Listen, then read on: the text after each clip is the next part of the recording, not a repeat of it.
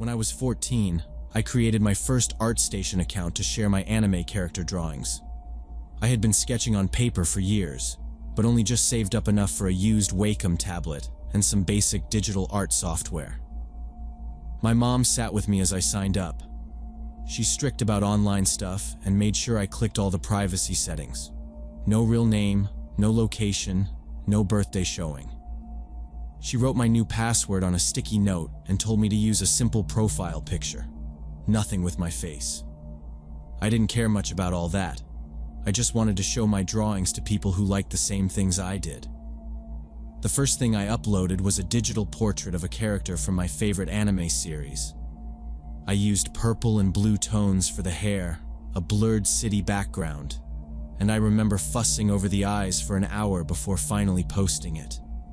The thumbnail looked kind of small, but I felt proud. I refreshed the page every few minutes, hoping to see the little red notification icon light up. It was almost dinner time when I finally got my first comment. The username was FalconEye47. He wrote, "Great job with the colors. Really brings out the character's energy. Try lowering your brush opacity when layering shadows. It'll add depth." I clicked his profile out of curiosity. He had a professional-looking header banner and a bio that said he was a freelance designer from San Francisco. His gallery was full of highly polished character art and even some logo designs. It looked impressive, like someone who knew what he was talking about. That made me feel important, like I was doing something right if a real artist wanted to help me. I typed back, "Thanks, I'll try that next time." He replied almost right away, giving more details about shading techniques and where to find free online brush packs. He sounded encouraging, saying I had real talent and he liked seeing young people interested in art. I showed the comment to my mom, and she just nodded, reminding me to be careful and not share personal info. But I wanted to hear more. FalconEye47's advice seemed legit. I went back to the tablet and tried what he suggested on my next drawing. He commented on that one too, talking about color palettes and how to use layers better. He wrote paragraphs about workflow, links to free tutorials, even recommendations for art YouTubers. I followed every link, watched every video he posted. He said he liked helping out beginners because he remembered what it was like to start out. It all felt positive, so I didn't question anything. Over the next few weeks, FalconEye47 commented on every single piece I posted. If I uploaded at night, he'd answer by morning. If I drew a fan art of a game character, he'd talk about lighting in the game and what made that character interesting. His comments were always a few lines, sometimes even a whole mini critique, but never mean or pushy. I liked seeing his username in my notifications. Other people started commenting too, just short things like "nice job" or "cute art," but his feedback was always the most detailed. After a while, he started adding small questions at the end of his comments. "What grade are you in? Do you get to draw much in school? What other hobbies do you have besides art?" I didn't think much of it. He'd mentioned he taught some online art classes to teens before, so maybe he just wanted to know his audience. I answered honestly, told him I was in 9th grade, that I liked video games and reading manga, that my parents didn't mind my art but didn't really get it. I left out my town and school name because my mom's warning stuck with me. But everything else seemed harmless to say. He always replied right away, like he was always online. The next week he commented, "Do your parents support your art? That's really important for growth. I wish mine had." Then he started mentioning how he sometimes gave private art lessons over video calls, saying he could help new artists with things like portfolio building, time management, or preparing for art school. He wrote, "If you're interested in personalized coaching, just let me know. I do Zoom sessions with a few young artists. It's way easier to give feedback if I can see your workspace and your art setup." I hesitated a second when I read that. It sounded almost like a school thing, but not quite. I'd never done video calls with anyone except family or my best friend, but the way he said it made it sound normal. He added, "Even just a few photos of your setup would help me tailor advice for you. I could give you some shortcuts to make digital painting easier." I felt flattered that a professional wanted to mentor me personally. I'd never had a real teacher for art, and my school's art class was just crafts and watercolor. He didn't sound impatient or creepy, but I noticed I started thinking about his comments more during the day, wondering what he'd say about each new picture I drew. Sometimes, when I posted a new drawing, I'd feel anxious until he commented, even if other people had already liked it. One afternoon, he messaged me directly through the site's DM feature. It started with more art tips, but quickly turned into, "If you want, I can show you how to set up your camera for art streaming, or even help you make a cool intro for your page. I just need to see your drawing desk, and maybe your computer to give the best advice."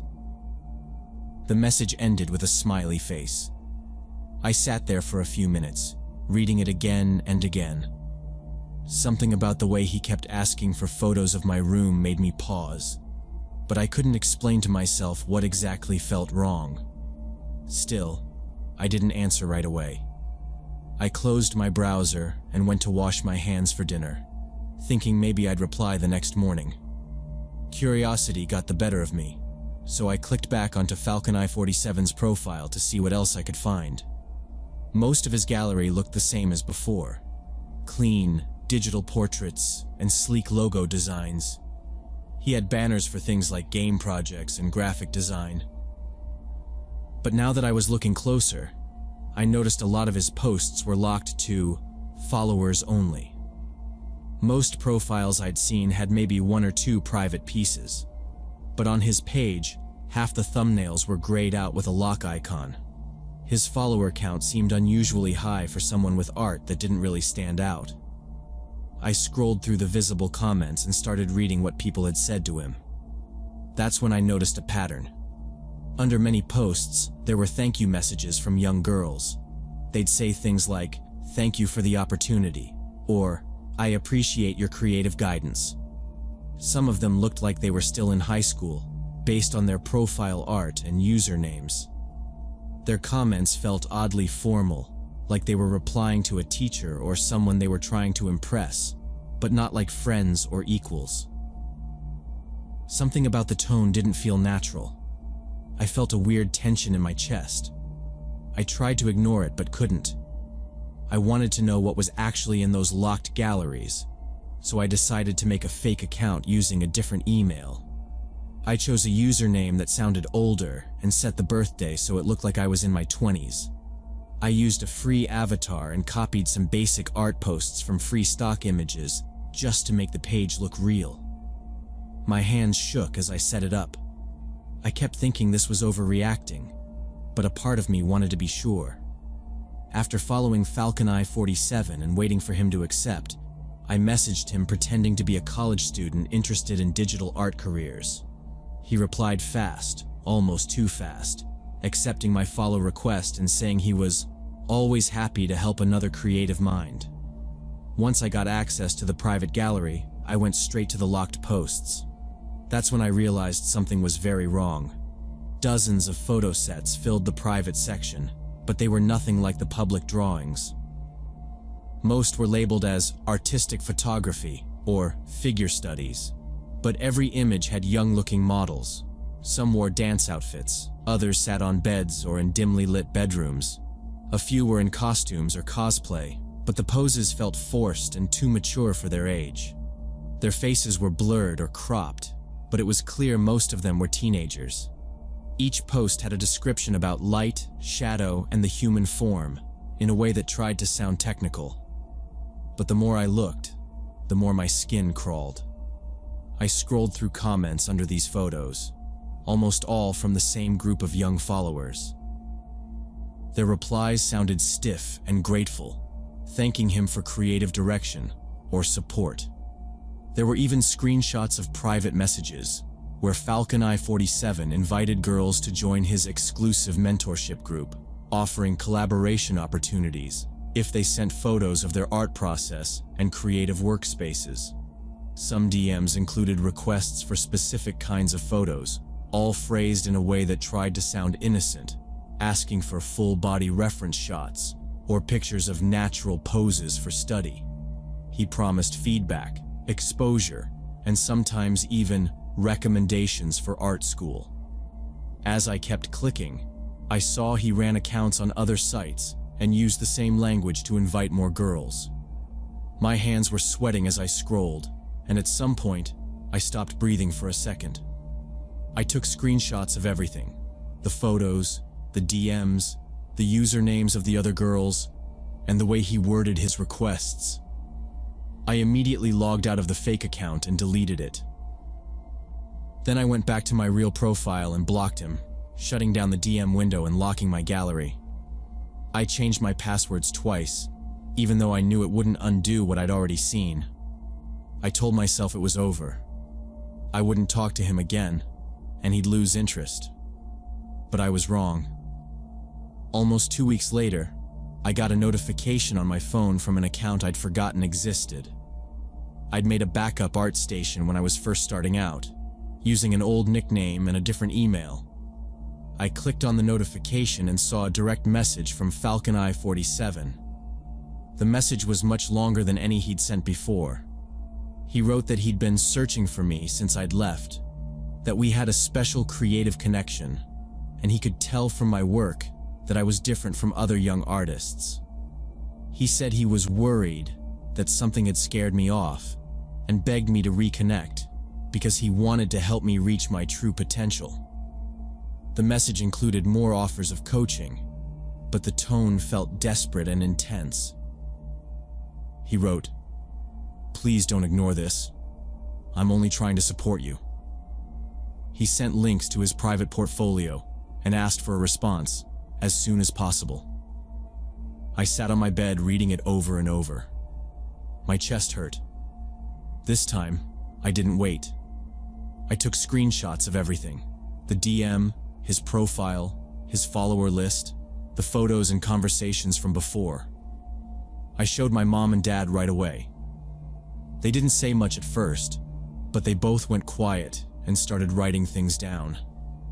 My dad called the platform support line, and my mom called the police non-emergency number. They both told me to stay off all my art accounts until we knew what to do next. Within days, the police got in touch. They said we weren't the only family who had come forward. Other parents had reported the same username reaching out to their daughters. Some girls had even sent photos before realizing what was happening. The platform froze his accounts for investigation. The officers asked me about every message, every photo, every time he'd contacted me. I told them everything. They collected all the screenshots and said a detective would be handling the case. A few weeks later, we got a call from an investigator saying FalconEye47 wasn't just one person. He ran dozens of fake profiles on multiple art and social media sites, all targeting young female artists for the same kind of mentorship. The case was bigger than anyone realized. He was arrested 3 months later. The news said he faced multiple charges for online predation and exploitation. Since then, I still draw and post my art, but I double-check every comment and every DM before I even think of replying. I never share my age, my face, or my workspace. I don't click on profiles unless I know the person from real life or from a trusted community. Sometimes, adults who say they want to help are just looking for an easy target. Now I know what to watch for, and I warn other young artists whenever I can. There are people online who pretend to be mentors but are really searching for something else. I don't let it stop me from making art, but I'll never trust that kind of kindness without proof again.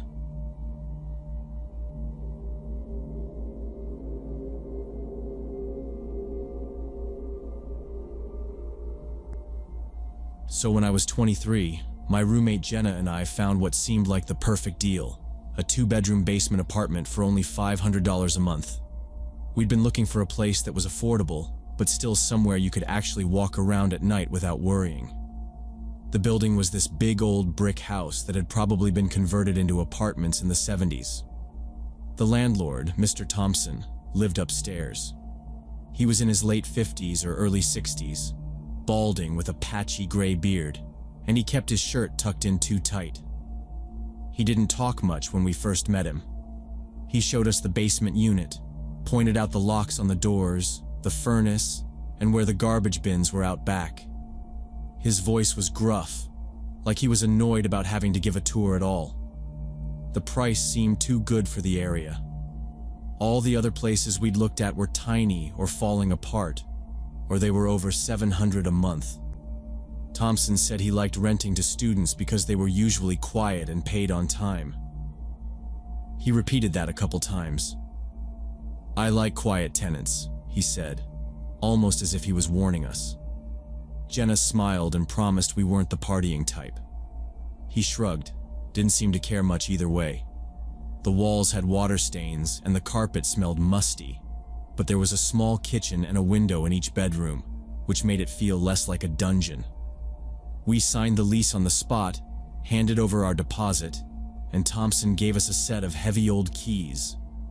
I remember thinking it was the first real step into being an adult, even if it was just a basement apartment. Moving in, we borrowed my dad's truck and loaded up our stuff in one trip. Jenna only had 3 boxes and a suitcase. She had a small IKEA dresser that she carried herself.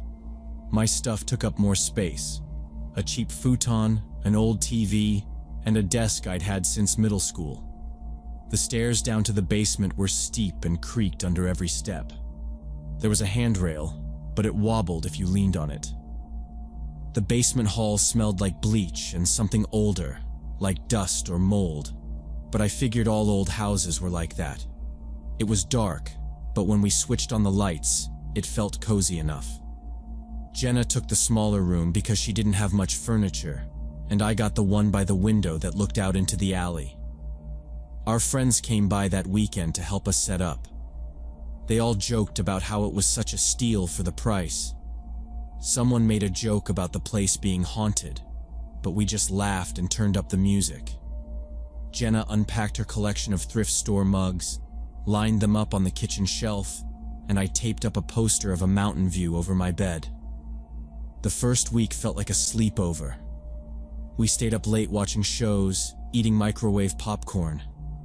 The radiators made banging sounds at night, but we joked about it being ghosts or raccoons. Jenna's mom brought over groceries, and my sister dropped off a used toaster. It felt like we'd lucked out. Even when we heard Thompson's footsteps creaking above us at odd hours, I didn't think much of it. He was old. Old people get up early or have weird sleep schedules. We never really saw the tenants on the first floor, just heard them coming and going sometimes. It was mostly quiet, just like Thompson liked it. The problems started within the first month of living there. I started having trouble sleeping, waking up in the middle of the night from dreams I couldn't remember, only that my heart was pounding. Sometimes I'd lie there and realize I was listening, just listening, for any sound. It was usually quiet except for a faint creaking that I thought was the furnace at first. One night, I heard a kind of rustling behind the wall next to the kitchen, the wall that bordered Thompson's storage room under the stairs. It sounded like shuffling, maybe a heavy box being dragged, or something brushing against the wood paneling. I told myself it was pipes settling or mice in the walls, but I started wearing earplugs to bed just so I could get some sleep. The noises didn't go away. They happened most nights, always after 2 or 3 in the morning. Sometimes it sounded closer, like something was bumping against the other side of the wall. I'd get up and press my ear to it. Nothing. Just silence or the sound of my own breathing. I told Jenna about it, and she laughed. But a few nights later, she moved her mattress into my room, saying her own was too small anyway, and that she kept waking up cold. I could tell she was spooked, but we both acted like it was just about space. We arranged our beds side by side.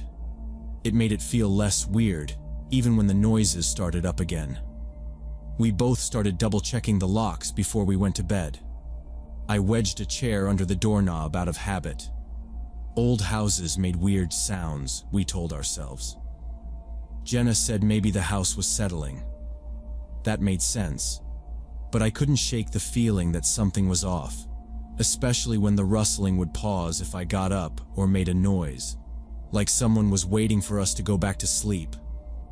During the day, things felt normal again. We'd walk to class, stop at the bakery, talk about normal stuff. But at night, there was this edge to everything, like the air got thicker in the apartment.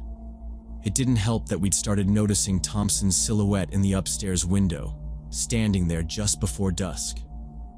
We'd take the dog for a walk around the block, and every time we turned to look at the house, there he was, framed by the light, staring down at the street. I mentioned it to Jenna, tried to make a joke, but she just shrugged. "He's probably bored," she said. But neither of us liked it. We told our friends about the noises and the window thing. They laughed, said all landlords were weird, and we played it off as a funny story. But every time I turned my key in the lock, I'd glance over my shoulder at that upstairs window. Sometimes the curtain would twitch. Sometimes it looked like the light was on all night. The noises kept happening, and I kept waking up with that feeling that something was moving on the other side of the wall, just out of sight. Jenna stopped unpacking her things. We started keeping the door to the hallway locked, even when we were home.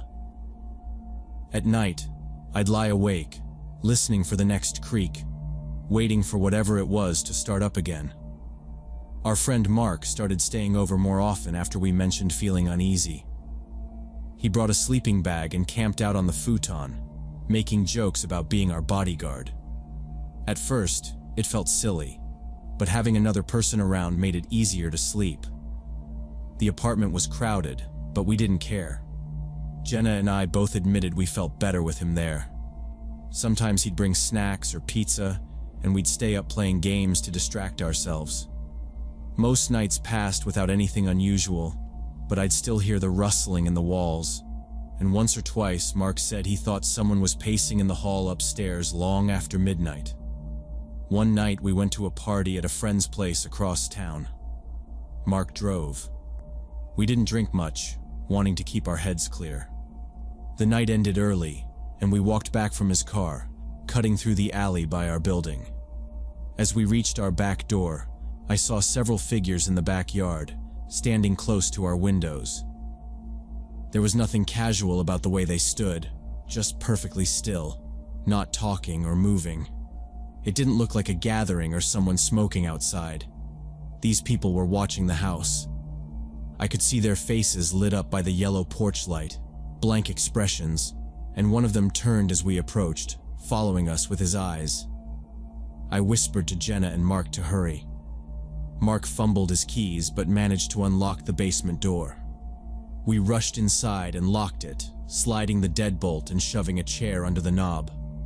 The three of us crouched low near the windows, peeking up over the sill. The figures moved closer, pressing their faces against the dirty glass, cupping their hands to see inside. Their breath left faint marks on the window pane. None of them looked familiar. No one spoke. For a few seconds, we just stared at each other, no one moving, like a silent standoff. Mark's phone vibrated suddenly, and he stepped away to answer it. He came back, pale. "That was me," he said, holding up his phone. "I just got a weird feeling and wanted to check in on you guys." It made no sense, but none of us laughed. We watched as the strangers finally drifted away, vanishing into the darkness between houses. After they were gone, we stayed up until dawn, keeping all the lights on and taking turns watching the backyard. Mark didn't leave after that night. He stayed with us for the next 2 weeks while we searched for a new place to live. The apartment felt smaller than ever, but none of us wanted to be alone in any room. The strange noises from Thompson's storage area became louder, and they happened almost every night. Sometimes it sounded like someone dragging heavy furniture. Other times it was a quick, deliberate thump, like someone knocking right at our bedroom wall and waiting for us to respond. We started leaving our shoes and bags packed, ready to leave at a moment's notice. Thompson's behavior changed too. He'd catch us coming or going and linger on the porch, asking when we'd be home or how late we'd be out. His questions became more personal. He asked about our classes, our families, whether anyone else was staying with us. The questions were careful, but I could tell he was listening for specific details. The upstairs tenants, whom we'd barely seen before, started hanging out in the hallway, talking in low voices as we passed. One of them, a man with a shaved head and thick glasses, stopped Jenna one afternoon and asked her directly if she worked late and whether she lived with her boyfriend. She told him she was busy and brushed past him, but she was shaking when she got inside. After that, we made sure never to leave or enter alone. We started parking in different places, sometimes around the corner, and never followed the same route twice. Every evening we checked every window and door lock. We kept our phones charged and close. The air in the apartment was thick and stale, and the tension felt physical, pressing down on our shoulders and making it hard to breathe. Even Mark, who tried to joke about everything, stopped laughing. He slept in the living room with a baseball bat, just in case. The only thing we could think about was getting out. We broke our lease early and moved out in a rush, not telling Thompson we were leaving. The day we packed, Mark kept watch while Jenna and I loaded our things into his car. We made sure to do it while Thompson was at work. We left the keys on the kitchen counter, locked the door behind us, and never looked back. That night we crashed at Mark's place, all three of us exhausted but relieved to be out. A few weeks later, we heard from a neighbor who lived across the street. She told us that the last two female tenants in our basement unit had moved out suddenly as well, both after only a few months. She mentioned seeing unusual activity at the house at night, strangers coming and going, cars parked out front with the engines running. But she'd never wanted to get involved. She told us she was glad we'd left before anything worse happened. We never found out exactly what Thompson and his tenants were doing. The police listened when we called, but there was nothing concrete we could give them. No threats, no evidence, just a string of strange questions and the memory of faces pressed against the basement windows. In the end, all we could do was move on and warn others. Cheap rent comes with a price, and sometimes you don't realize what it is until you're lucky enough to get away.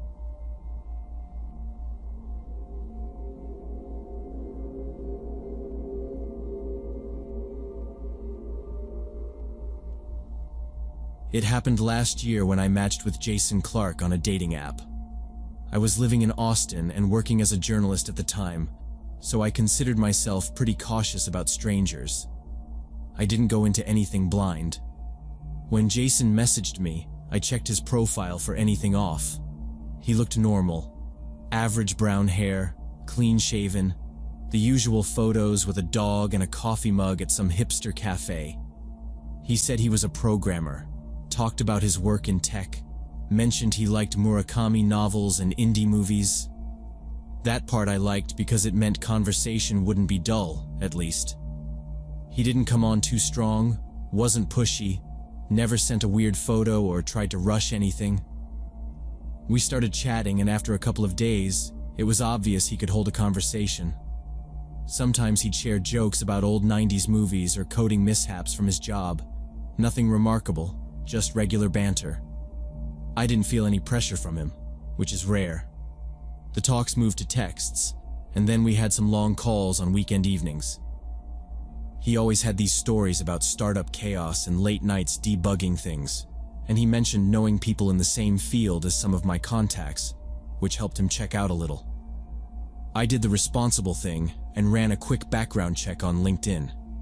His name, college, and job title matched what he told me, and a couple mutuals from the tech scene followed him.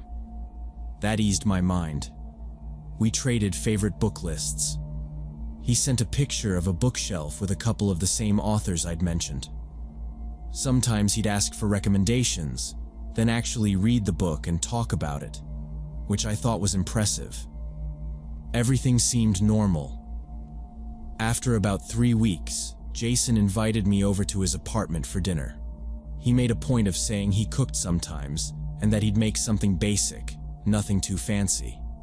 He sent me his address and a time, told me to let him know if I wanted to change anything. I hesitated for a while. Before I said yes, I told my editor where I'd be that night and sent her Jason's name and address, just in case. It wasn't because I was scared, just routine. In my line of work, that's what you do. He texted the day of, asking if there was anything I didn't eat and if I needed parking info. The whole thing felt like he was trying to make it easy for me, like he knew some people might be nervous meeting at a stranger's place. I remember feeling a little bit on guard, but telling myself everything checked out. When I arrived at Jason's apartment, the building looked new, the kind of place that had the fake wood floors and generic art in the hallways. He lived on the 3rd floor. The elevator was slow, and the hallway had a weird smell, sort of like someone cooking onions all the time. His door was white, no scuffs, and he had one of those smart locks. When he opened the door, he looked about the same as his photos, just maybe a little taller. He seemed nervous, smiled in a forced way, and sort of stepped back to let me in. The apartment was really clean, almost too clean. There were no personal things around except a few framed prints of abstract art. It looked like it had just been staged by a realtor. The kitchen was spotless, counters empty except for a small dish rack and a French press. The smell of food was faint, something with garlic and herbs, but I didn't see any pans out. He started talking almost right away, and the first thing he did was apologize for being awkward. He explained he was on the autism spectrum and sometimes struggled with reading social cues. He told me he'd overthink things and that he hoped it wouldn't make the evening weird. I told him it was fine, tried to sound relaxed. I'd met plenty of people who were a little different and didn't want to judge him for it. He laughed a little, then led me to the living room where there was a small table set for 2. I noticed the forks were lined up perfectly and the napkins folded in a way I'd only seen in fancy restaurants. I sat down and tried to make small talk about the books on his shelf, but he interrupted, saying he wanted to show me some of his writing and artwork. He brought over a folder and a sketchbook, set them on the table right in front of me.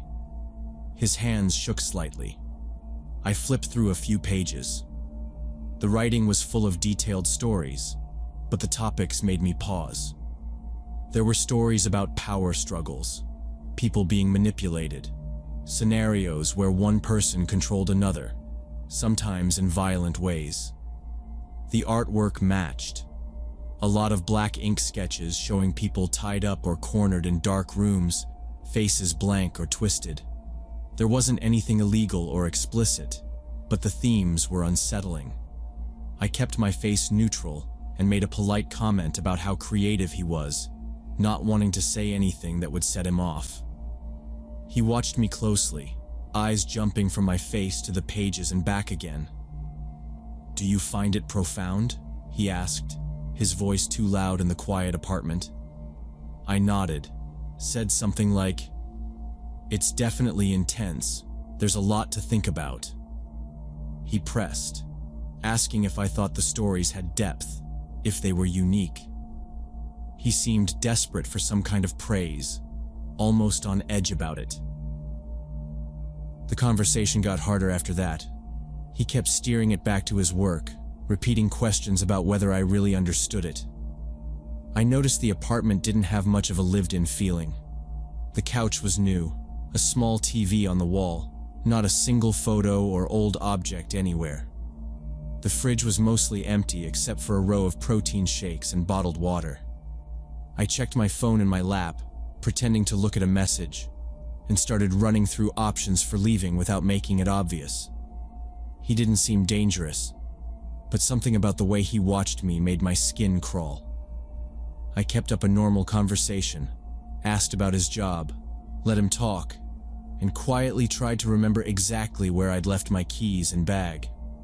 Every few minutes, he'd circle back to his writing, asking for reassurance.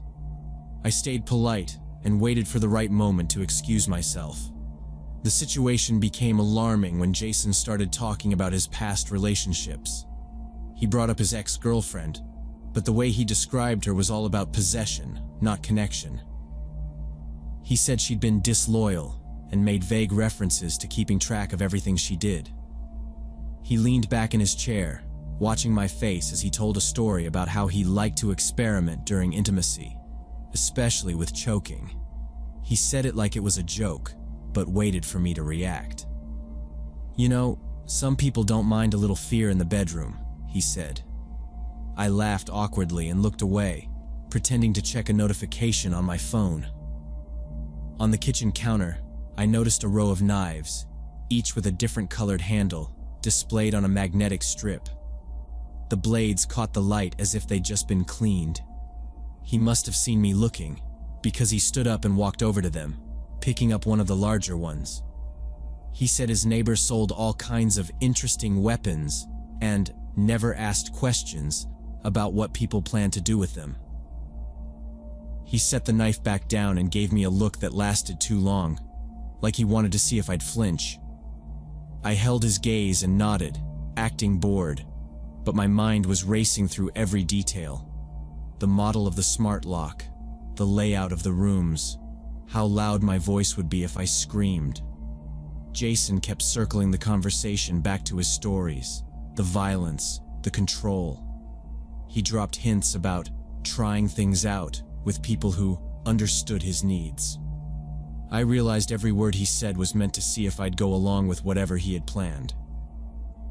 My phone buzzed with a spam email, and I made a show of checking it, using the screen as a shield. I started counting exits, measuring how close my bag was, which shoes would be faster to slip on.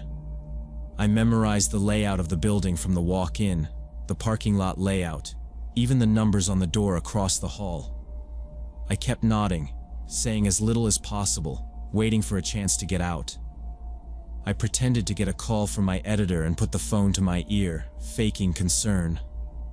I stood up, apologized, and said I needed to go cover a breaking story. Jason's face changed. He went from watching me like a puzzle to glaring. "You just got here," he said. He offered to pour another drink, but I declined and started picking up my bag. He moved around the table to block the way to the door, standing just a little too close. "At least stay for a bit. I could give you a massage," he said, reaching for my shoulder and squeezing it. I stepped away, but he followed. I told him I was late, but he ignored it, his hand still reaching. I kept my voice even, but loud enough to be heard through the door, and said, "I have to leave now. My editor's waiting." For a second, I thought he might actually try to grab me, but then he shrugged and moved aside, watching me the whole time. I walked past him, opened the door, and left the apartment as quickly as I could without running. I went straight down the stairs, skipping the elevator. When I got to the lobby, I ordered a taxi and waited on the street, near the bright lights of a bus stop, away from the building's entrance. The air outside felt thick, like I hadn't realized how tense I was until I was out in the open. I watched the apartment windows and checked behind me every few seconds until the taxi showed up. The ride home was silent. I stared out the window at the traffic and the familiar streets, feeling a wave of relief each time we passed another intersection. When I got home, I locked the door, double-checked the windows, and blocked Jason's number. I deleted him from the app and set my phone to silent. I kept replaying every moment, searching for things I could have missed. For the next few days, I checked the locks more than usual, kept my phone charged, and didn't answer any numbers I didn't recognize. A week later, a friend from work mentioned she'd seen Jason's profile and matched with him before. She said he'd invited her over for dinner too, after a few weeks of back and forth. When I asked if she went, she shook her head and said something about getting a weird feeling.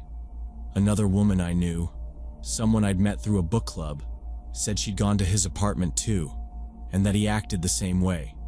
Long conversations, then a sudden shift to uncomfortable questions and stories about violence. She'd left after making an excuse, just like I had. Neither of them had reported anything. We talked about it for a while, going over the details, and it became clear that Jason was repeating the same pattern every time. I decided to file a report with the dating app, listing everything that happened, and included his name, address, and the things he'd said. I sent the same report to the police, just in case. There was no actual crime, but they said they'd keep the information on file and encouraged me to follow up if anything happened. I went back to my routine, but I never let my guard down with anyone new after that. Every time someone messaged me on an app, I ran background checks, asked mutual friends, and made sure to meet in public places. I learned that even the most careful people can get caught off guard by someone who's practiced at hiding their real intentions.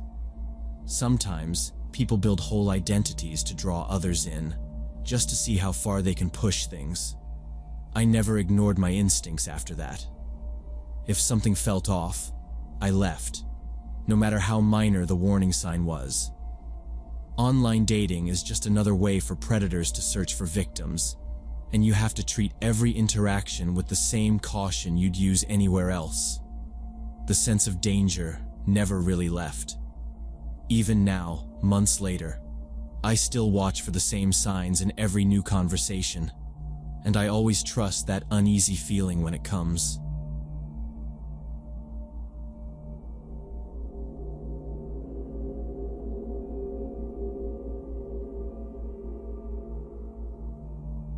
When I was 21 and living in the dorms at UT Austin, I met Ryan at a house party through my roommate. The place was a basic West Campus rental, just a rundown bungalow with folding chairs and sticky tile floors, but everyone ended up there at least once during the semester. I didn't really know anyone except my roommate, so I hung out in the kitchen until she came over and introduced me to a couple of people from her high school. Ryan was with them. He was one of those people who could keep a room's attention without seeming like he was trying, and he kept telling these stories about campus that had everybody laughing.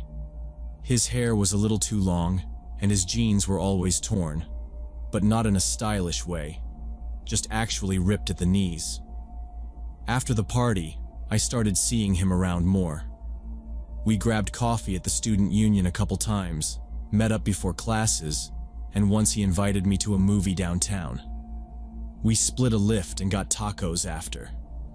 The whole first month, things felt easy and comfortable. He wasn't pushing for anything, just asking questions. And he actually listened when I told him about my classes, or when I mentioned I had to work late at the library. Sometimes I'd text him after my shift, and he'd reply instantly, even if it was almost midnight. He always remembered the little things, like what coffee I ordered, or the fact that I hated cilantro. My roommate said he was always like that, super thoughtful, and that I shouldn't worry about anything. She'd known him since 10th grade and kept telling me he was the nicest guy in their friend group. I started to think maybe I was lucky, meeting someone normal my junior year, and it made everything at school feel more manageable. I wasn't looking for anything serious, just someone to hang out with. But the way he'd check in before my exams or bring me a muffin when I was studying late made it seem like he actually cared. We never made any big declarations or talked about exclusivity, but I figured he was on the same page, especially since my roommate vouched for him. Even my parents would probably like him, I thought, if I ever brought him home. He came from a small town in Texas, talked about his family a little, never anything dramatic, just the usual stuff. He was friendly with everyone and never made a big deal out of anything.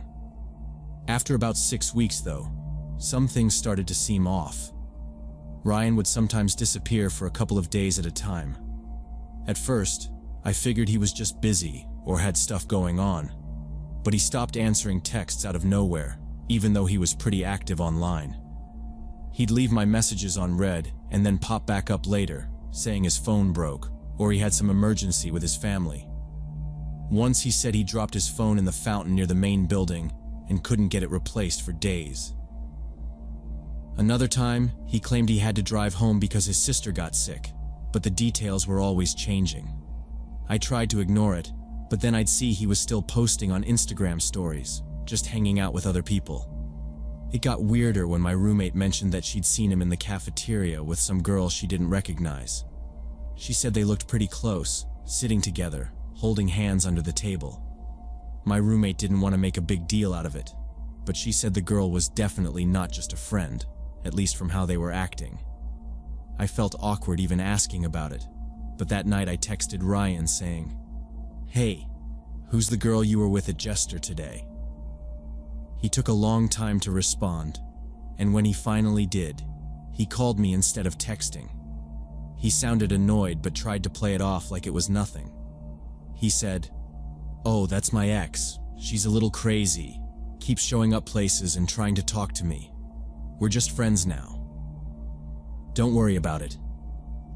He said I was overthinking things, that they weren't together, and that she was the one who couldn't get over the breakup. He made it sound like I was making something out of nothing.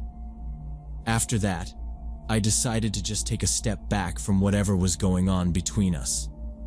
I stopped texting as much and turned down his next invite to get coffee. I figured whatever relationship we had was probably not worth the weird drama and confusion.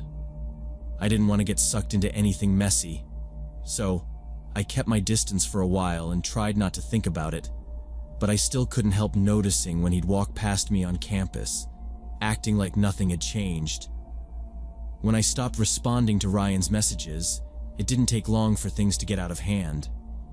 At first, he tried to play it cool, acting like nothing was wrong and sending messages like, "Hey, hope your day's going okay," or "Want to grab coffee and talk?"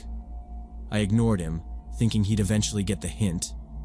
Instead, his texts started coming in faster, sometimes 20 or 30 a day. He switched between apologizing and sending walls of text that got angrier every time.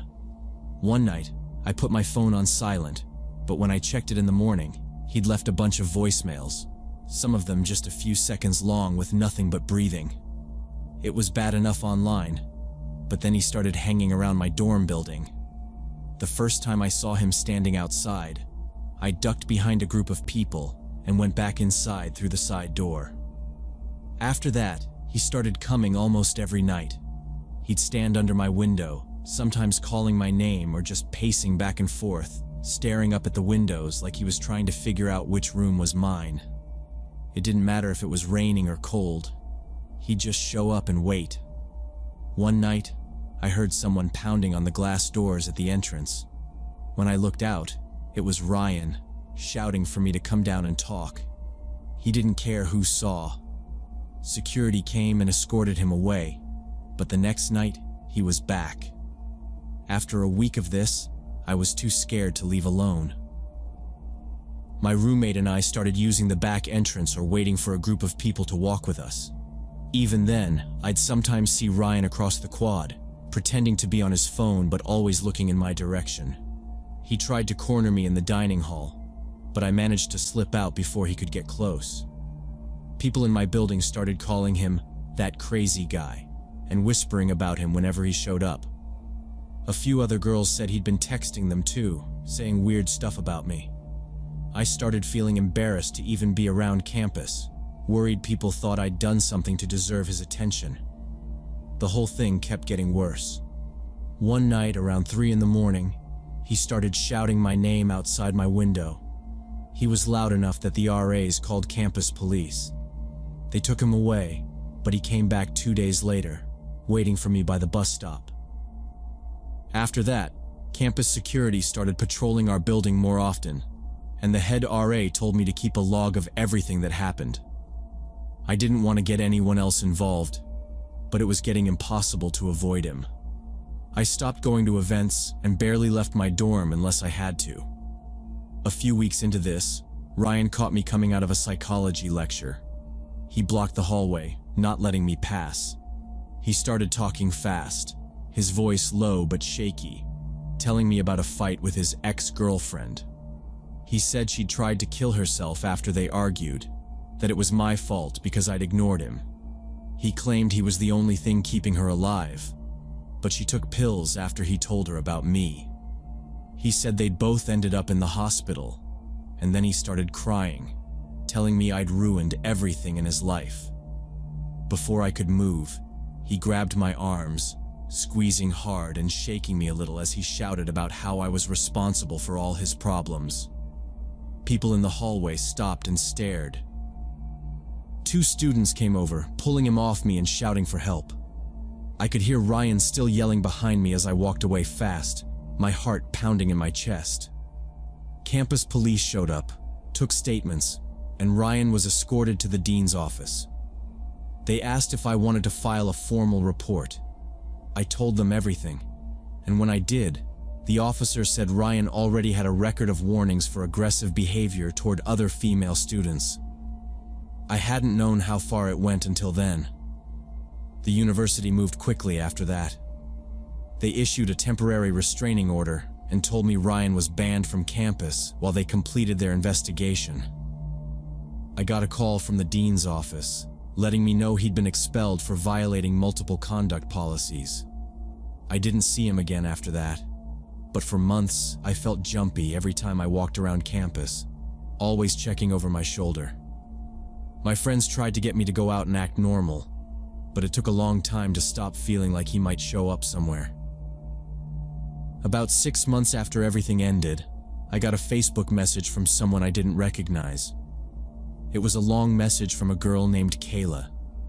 She said she was Ryan's girlfriend, the real one, and that they'd been living together the whole time he was messaging me. She'd just had a baby, and she'd found my name in some old emails. Kayla said she'd seen my report when the university sent her the conduct file as part of their investigation into Ryan. She thanked me for speaking up, said it was what finally gave her the courage to leave him. She told me she'd seen his behavior get worse and worse, that he'd done the same thing to other girls, messaging them constantly and following them around. She wrote that she felt trapped for years, thinking it was her fault, or that she was exaggerating how bad things were. Finding out that Ryan had a pattern, that he'd hurt and threatened other people, was what made her decide to leave for good. She took her baby and moved in with her mom. She told me she was sorry for what happened to me, that none of it was my fault. Reading her message made everything real in a new way. I felt a little relief knowing someone else understood how it felt. I never responded, but I thought about it for weeks. If I'd ignored the signs or just hoped things would get better, I could have ended up in a much worse situation. The whole experience changed the way I look at people and relationships. If someone's actions make you feel unsafe, it's not your job to fix them. And being nice doesn't mean you have to accept behavior that scares you. I don't think I'll ever forget how quickly something normal turned into something threatening, or how much it mattered that I trusted my instincts, even when everyone around me said he was a good guy.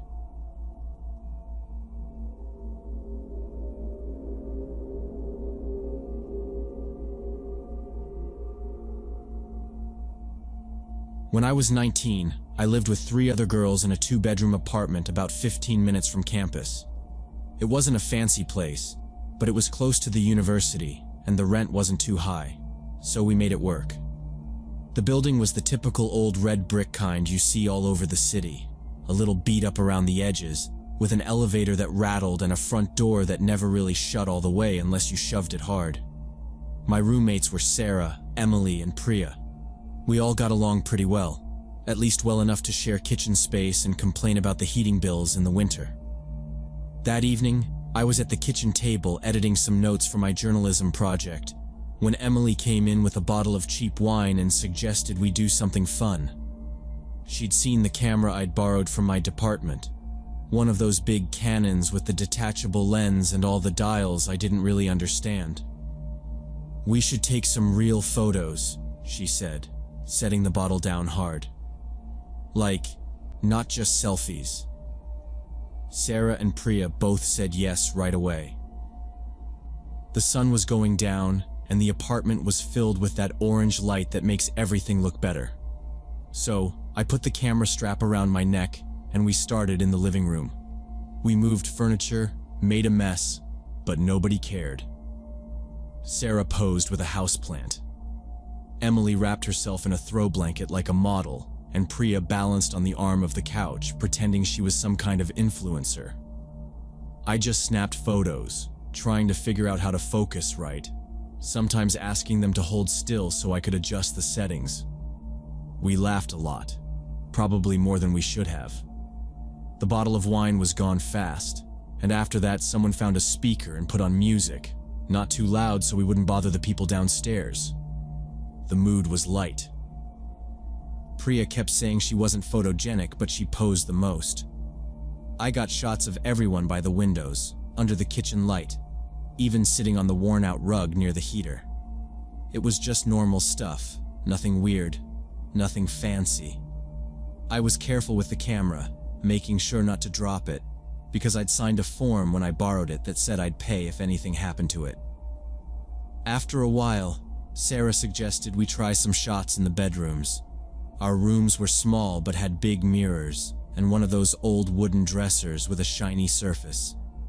She flopped onto her bed, hair spilling over the pillow, and I took some shots from the doorway. Emily stood by the window, holding back the curtain. I remember how she laughed when she saw her own reflection in the glass. I took a few more pictures, just moving from room to room, letting everyone get their turn. Priya posed at her desk, pretending to read, and I got a shot of her through the doorway. At one point, Emily insisted we all get a group picture on Sarah's bed. I set the timer and ran to jump in. The camera caught us all in a blur, hair in our faces, everyone half laughing. When we finally finished, it was close to 10. I loaded all the photos onto my laptop so I could pick out a few for my assignment. The rest, we said we'd keep for memories. Everyone wandered off to get ready for bed or scroll their phones. I plugged in my laptop at the kitchen table, feeling tired but good, and started going through the shots. There were more than I realized. Close-ups, goofy faces, a lot of blurry ones where someone moved too fast. Sarah came over after her shower, wrapped in a towel, and leaned over my shoulder to look at the pictures. She laughed at the group shots, making fun of her own expression. Then she stopped and tapped my screen. "Wait, go back." I clicked back a few frames. The photo was one I'd taken of Emily lying on her side in her room, her head towards the dresser. In the dresser's mirror, just behind Emily, there was a dark shape.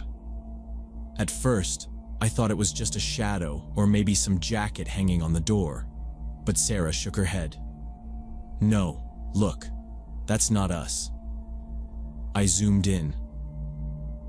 The shape was the height of a person, just behind Emily in the reflection, where nobody should have been. It was all wrong. There was no coat rack there, and Emily's door had been closed behind me when I took the photo. I felt something tighten in my chest, but I didn't say anything. I scrolled through the next set of pictures. More of the bedroom. In the corner of one, you could see a sliver of the window, and again, there was a shadow. A shape that looked like someone standing just outside the glass, even though we were on the 3rd floor. I called Emily and Priya over. They came in, half joking, until I showed them the zoomed-in shot. We all leaned in close to the screen. Emily said, "That's just a trick of the light." But she sounded nervous. We started checking all the photos with any kind of reflection. In a shot of Sarah posing by her closet mirror, there was another figure, closer this time, almost blending into the darkness by the door. My hands felt sweaty as I kept scrolling. We found 3, then 4 different pictures, all with that dark outline. Always where nobody was standing, always at the edge of a mirror or window. Then I opened a photo I'd taken in the living room, where Priya had posed by the balcony. The sliding glass door was open a crack, letting in cool air. In the reflection on the glass, you could see someone standing outside, pressed right up to the door. He had a phone in his hand, raised like he was filming or taking a picture. The face was blurred, half in shadow, but you could make out a jawline, the edge of an ear, a shape of a nose. A young man, standing just inches from where we'd been, apparently photographing us through the gap in the door. No one spoke for a second. I clicked through more pictures, but the face was only in that one frame, always looking straight at us. I looked at the timestamp on the photo. It was taken about 40 minutes after we'd started, when everyone was in the living room, right before we went into the bedrooms. The balcony door was always locked after dark. I remembered closing it myself because of the draft. But in that shot, it was open, and someone was right there, watching, holding up a phone. We ran to the balcony and flipped on the outside light, all of us crowded in the little space between the glass and the curtains. Sarah pulled the handle to test the lock, but the door slid open easily. She swore under her breath. I knew I'd locked it. Everyone swore the same. Emily reached for her phone, her hands shaking so bad she nearly dropped it. We all just looked at each other, silent, letting the reality settle. Somebody had been on our balcony, maybe inside, maybe watching us the whole time we were laughing and taking pictures, acting like nothing was wrong. Nobody wanted to go outside, but I stepped onto the cold concrete and looked around. The air felt heavy, still, like the whole city was holding its breath. Down below, I could hear a car idling, but I couldn't see anyone. Priya called the police, her voice high and panicked, repeating our address twice. The dispatcher said someone would come soon and to stay inside, lock all the doors, don't touch anything. We went room to room, checking windows and doors. The chain lock on the front door was in place, but that didn't matter. The balcony door was what bothered us. Emily closed and locked it, her hand on the glass, staring into the night. The four of us sat in the living room, lights on, waiting for the police. We barely spoke, just kept glancing at the photos still pulled up on my laptop. The man's face blurry and strange, half lit by the hallway light behind him. The police arrived less than 20 minutes later. 2 officers, both young, both serious. They asked questions, made notes, took our statements while another officer walked through the apartment. One officer inspected the balcony, shining his flashlight across the railing and the floor. He knelt and pointed out a faint, wet footprint, a mark still fresh in the dust. There were 2 more just outside the door, both the size of a man's shoe. One officer stepped out onto the metal stairs of the fire escape, checking each step as he went. After a few minutes, he called his partner over. They came back with a flashlight, showing us several dark, damp shoe prints going down the stairs. They asked if we'd had any maintenance workers or deliveries lately. I told them about the cable guy last month, the food deliveries, the landlord's repairman. The officers wrote it all down. Emily pointed out a pile of cigarette butts tucked behind a flower pot on the balcony. 3, maybe 4, some fresh, one still damp at the end. The police bagged them, along with some fingerprints they lifted off the railing and door handle. "Looks like someone's been here a while," one officer said. "Do you remember seeing anyone hanging around the building?" None of us did. Sarah kept shaking her head. Priya just stared at the balcony door like she could burn a hole in it. The officers took copies of the photos and told us to call if we remembered anything else. They checked the rest of the apartment, closets, under beds, behind the couch. Nothing. The officers promised extra patrols for the next few days and told us to keep the doors locked. After they left, we stayed up most of the night, too wired to sleep, listening to every sound in the hallway. The next morning, I called our landlord and asked about security cameras. He told me there weren't any in the building, just a camera mounted on a convenience store across the street that might catch the fire escape if it pointed the right way. The police followed up that afternoon, asking for a list of anyone with keys or recent access to the apartment. We told them again about the cable guy, the landlord, the building super. Emily found her old receipts from the day the internet was installed, and I gave the officer a copy. That evening, a detective knocked on our door and asked to see the balcony. He explained that they'd checked with the store across the street and managed to pull some footage from the past month. The detective showed us a few blurry clips on his phone. You could see a man, hood pulled up, climbing the fire escape late at night, sometimes standing on our balcony, sometimes just leaning against the railing, smoking. In one video, he held something up to the glass, probably a phone. The detective said the man had been up there at least 4 times in the last 2 weeks, maybe more. Sarah started to cry when she saw the footage. Priya turned away. The detective collected the cigarette butts and said they'd run prints from the balcony and the door and try to get a match. 2 days later, the police called back. They said they had identified the prints. It wasn't a random stranger. It was the cable technician who had installed our internet the month before. He had access to the building, had come inside to set up our router, and had been alone in the living room for a few minutes while I checked the connection in my room. He'd even joked about the view from our balcony, I remembered. He must have unlocked the door then. The detective said his fingerprints were on the balcony railing, the door handle, and the lighter found under the flower pot. The man's phone records showed he was in our building on the nights he'd been captured by the security camera. He'd come back again and again, sometimes for hours, watching, sometimes just standing outside. The footage from the store showed him carrying something small, likely a phone or small camera, each time. The police asked if we had noticed anything missing, anything disturbed, but we couldn't think of anything specific. Just the feeling that the apartment wasn't really ours anymore. 2 more days passed. Then, another call. This time, the detective's voice was tight. They had executed a search warrant at the cable technician's apartment. On his phone and laptop, they found hundreds of pictures and videos, some taken through our windows at night, some through the slightly open balcony door, all of us in different rooms, sometimes alone, sometimes together. There were clips of us in the kitchen, at the table, on the phone, even asleep in our beds. He'd kept careful notes of our schedules, what time we left, when we came home, which rooms we used most, who usually locked the door. In one folder, there were dozens of photos of me alone in my bedroom, reading by the window.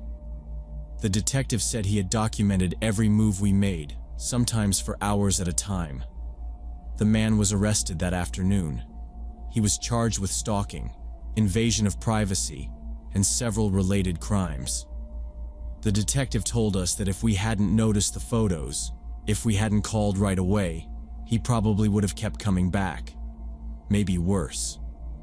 We bought extra locks the next day, heavy deadbolts, a security bar for the balcony, window alarms. Priya ordered 2 security cameras online and set them up by the kitchen window and the front door. The landlord apologized and offered to change our locks for free, but none of it felt like enough. We tried to go back to normal, but it never felt right. Every sound in the hallway made us jump. At night, we kept the lights on. Emily started staying at her boyfriend's place. Sarah said she wanted to move as soon as the lease was up. Priya barely spoke anymore. Within a month, we broke the lease and found a new place on the other side of town. The landlord let us out of the contract, probably to avoid trouble. The new apartment was higher up, no balcony, just one entrance, and windows that only looked onto the street. It wasn't perfect, but at least we felt less exposed. I still have the camera from that night, but I haven't used it since. Every time I see a reflection in a window, I check it twice. I always double-check the locks before I go to bed. Sometimes, if I'm alone, I catch myself looking over my shoulder, expecting to see a face in the glass. I never feel completely safe in ground floor apartments anymore. Some things stay with you, even when you move.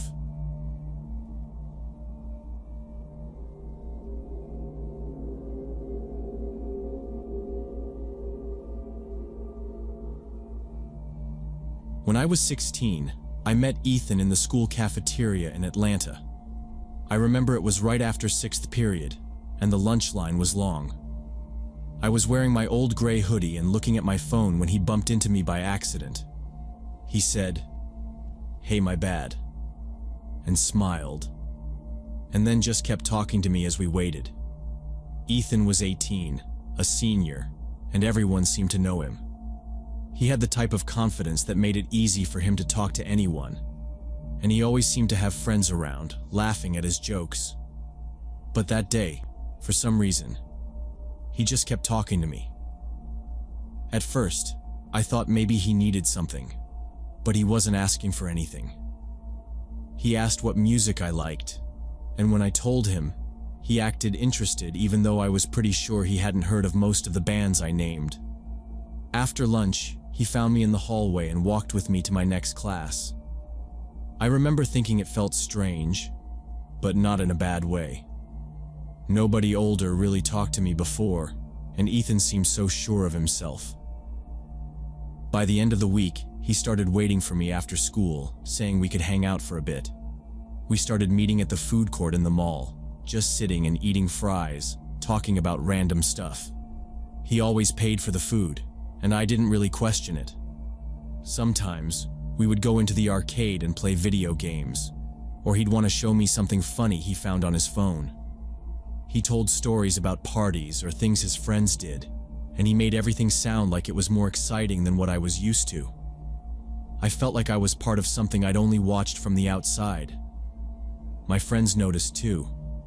They would ask me what it was like hanging out with Ethan, if he was as cool as people said. I didn't know how to answer. He was funny, and he made me feel like I was the only one who got his jokes. He always seemed to notice if I looked upset or tired, and he'd say things like, "You okay? If anybody's messing with you, I'll handle it." Sometimes he would show up outside my last class, and I'd see my friends watching through the window, whispering to each other. A few of them said I was lucky, that it was a big deal an older guy liked me. After a few weeks, it started feeling normal for him to call me every night. He would text to see if I was home, and if I didn't reply fast enough, he'd call. Sometimes he'd ask about my family or what my teachers were like, and he'd make me laugh at how he described his own old teachers from the year before. Once, when I told him my mom was strict about curfews, he made a joke about sneaking me out the window and meeting at the Waffle House after midnight. I laughed, but I knew I wouldn't actually do it. Everything seemed good for a while. It felt like my life had shifted. On weekends, Ethan would ask if I wanted to come over to his house, where he lived with his older brother.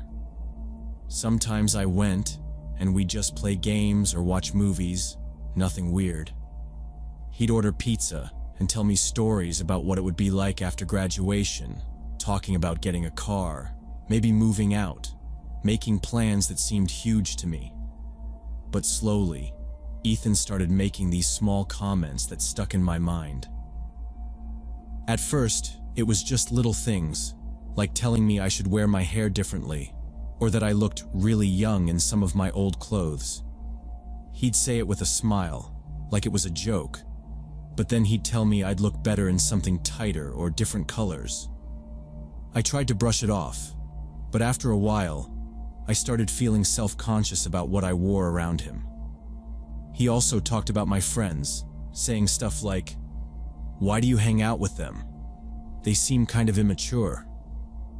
One day, when I was laughing with my best friend before lunch, he came over after and said, "You know, you're way too mature for them. They're holding you back." At first, I told him it wasn't true, but he kept repeating it, saying he understood me better than anybody else. He'd tell me that my friends didn't get what I wanted in life, that they would stay stuck doing the same things forever. I didn't really argue, but I started pulling back from them, just a little. If they invited me to go somewhere after school, I'd tell them I was busy. I started thinking maybe Ethan was right, that he saw something in me nobody else did. I noticed I was texting my friends less and Ethan more.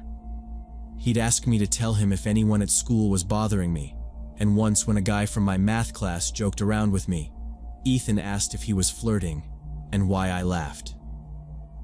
When I got a part-time job at a cafe near the school, I was excited. It was my first real job, and I wanted to have my own money. I told Ethan about it, and he smiled and said, "That's great. You're going to be awesome." I started training in the evenings, learning to use the register and clean tables. A week after I started, Ethan told me he was thinking about getting a job too. Then, a few days later, he came in during my shift and filled out an application. I was surprised, but he said, "I just want to spend more time with you. It'll be fun. We can work together, and I'll help you with anything you mess up." The manager interviewed him on the spot, and soon after, he started training as a server. The first shift we worked together, he kept making little comments to me about how to do things better, showing me how to carry more plates, how to talk to customers. At first, I thought it was sweet. He was older, he had more experience, and I thought he was just trying to help. But then, when other coworkers tried to chat with me during breaks, Ethan would show up and join the conversation, making jokes at their expense or changing the subject. He started insisting we take our breaks together, and if I made plans to hang out with anyone else after work, he'd say, "Why would you want to hang out with them? You have me." The first week we worked together, I thought it was just because we were close. I didn't notice right away how much I was starting to avoid talking to anyone else. After Ethan started working at the cafe, he took every chance to watch who I talked to and what I said. If I was chatting with a coworker about something simple, like who was closing that night or if anyone wanted to split tips, I could feel his eyes on me from across the counter. He never looked away, even if it made things awkward for everyone else. At first I tried to ignore it and kept doing my job, but soon I started getting nervous anytime someone tried to talk to me. He'd ask, "What did you talk about?" after every shift. If I told him it was just work stuff, he'd want to know exactly what was said. Once, a regular customer complimented the way I made his coffee, and Ethan pulled me aside after my shift and said, "You smiled too much at that guy. Don't give people the wrong idea." I tried to laugh it off, but he wasn't joking. After that, I caught myself checking every word, every smile, just to avoid making Ethan angry. He told my mom he wanted to help out and offered to drive me to and from school and work. At first, my mom thought it was responsible and even thanked him, but it didn't feel right. He'd wait outside after my shift, standing by his car with his arms crossed, always on time. If I wanted to walk home or take the bus with someone else, he'd act disappointed and say, "What, you don't want to be with me?" I started letting him pick me up every day because it seemed easier than arguing.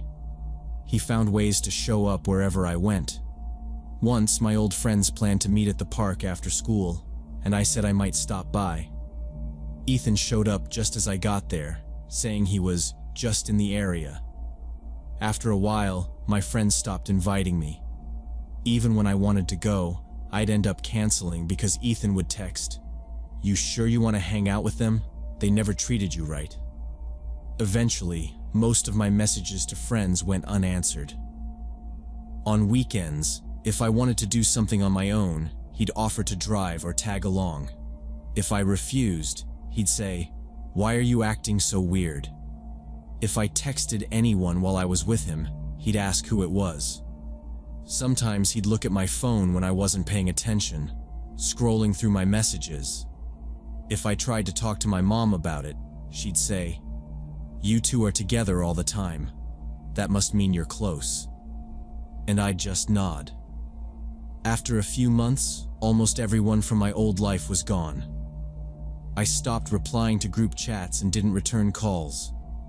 My grades dropped because I was always tired from late-night arguments or from staying up texting Ethan. I told myself this was what love looked like. He just cared about me more than anyone else ever had. He said we were different than other couples, that we understood each other better. I wanted to believe it was true. Everything changed the night of my friend Lily's birthday party. I wasn't sure if I should go, but my mom pushed me out the door, saying it would be good for me to see old friends. I promised Ethan I'd only stay an hour. The party was in Lily's backyard, with music playing from a small speaker and people sitting around a fire pit. For the first time in months, I felt normal. I laughed at old stories and talked with people I hadn't seen since the start of the school year. Then, while I was standing by the kitchen counter, Josh from my history class came over to ask about a project. We talked for maybe 5 minutes, just about assignments and what chapters we needed to read. I didn't even notice Ethan had arrived until I felt his hand clamp around my arm. He pulled me away from Josh so hard I almost dropped my cup. Everyone turned to stare. Ethan's voice was loud and sharp. "Why are you flirting with him? Are you cheating on me?" I tried to pull my arm away, telling him it wasn't what he thought, but he wasn't listening.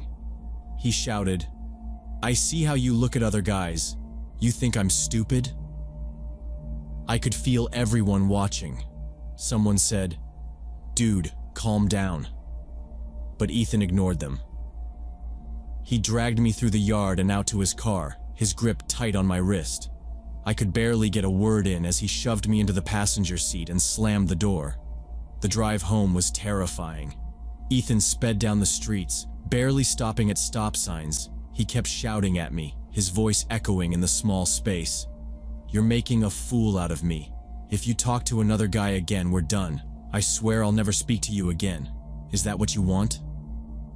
I tried to calm him down, telling him I wasn't cheating, but he just kept yelling. He hit the steering wheel with his fist, then told me if I really cared about him, I'd prove it by never talking to anyone else. When we got to my house, he unlocked the doors and told me to get out. I stumbled up the steps and went inside. My mom saw my face and asked if everything was okay. I lied and said I was just tired. I heard Ethan's car screech away outside.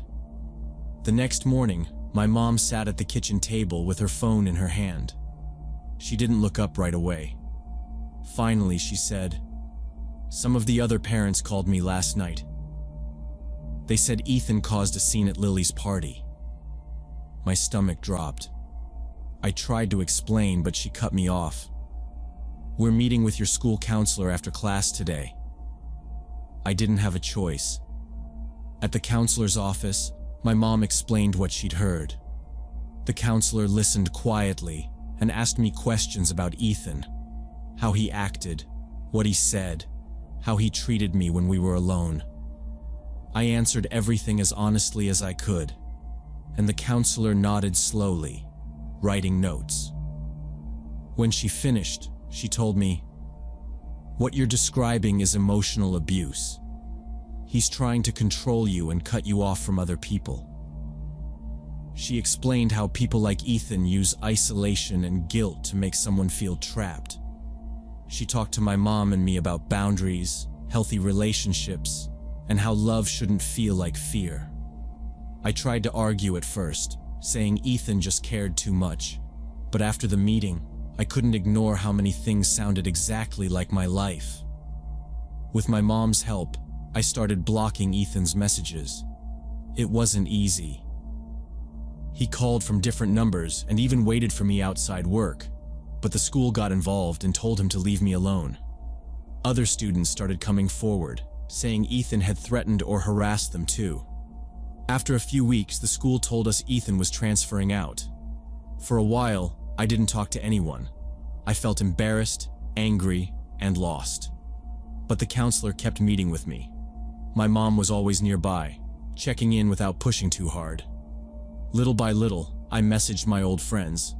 Some ignored me, but a few answered right away. We met for coffee, just to talk. They didn't judge. They told me they were glad I was back. By the end of the school year, I wasn't afraid to go out alone anymore. I finished my shifts at the cafe without worrying who was watching. I started laughing again. I learned to trust people slowly. I understood that love isn't supposed to hurt or make you feel alone.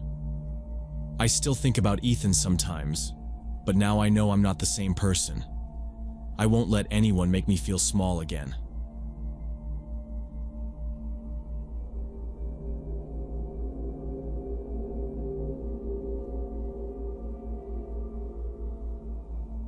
I had been painting houses for most of my adult life, so when I got offered the Victorian place out in the countryside, I didn't hesitate. It was 3 stories, all weathered gray wood, with wide porches and iron railings, set a few hundred yards from the nearest road and surrounded by acres of fields. The guy who owned it was flipping the property. He lived out in California, so the only contact I had with him was through calls and emails. He paid half up front and didn't care how I scheduled the work, just wanted the job done before the end of the month. The house had been sitting empty since winter. There was no furniture inside, just a bunch of old drop cloths left by whoever tried patching the drywall months before. I figured the quiet would make things easier. My brother Tom and his wife Sally offered to help for the week. They'd both lost hours at their jobs, so the extra money would come in handy. Tom was better with ladders, and Sally was meticulous with trim, so we made a decent crew. The first morning we unloaded our gear and walked through the house, checking each room and figuring out what needed the most work. Dust was thick everywhere. The windows on the east side rattled in their frames. Some of the floorboards were loose enough to trip you. Still, nothing out of the ordinary for a place that old. We set up our tools in the kitchen, which was the biggest room. All the paint cans and brushes lined up on the counter, drop cloths rolled out, tape along the baseboards. Outside, it was quiet except for the wind moving through the tall grass and the occasional distant hum of a tractor. Tom made a comment about the place being straight out of a horror movie, but no one paid much attention. We split up to get started, Sally in the upstairs bedrooms, Tom on the porch railings, and I tackled the entryway. By noon, we'd knocked out most of the prep work. The light coming through the dirty windows made patterns on the floor, and the air smelled like old wood and primer.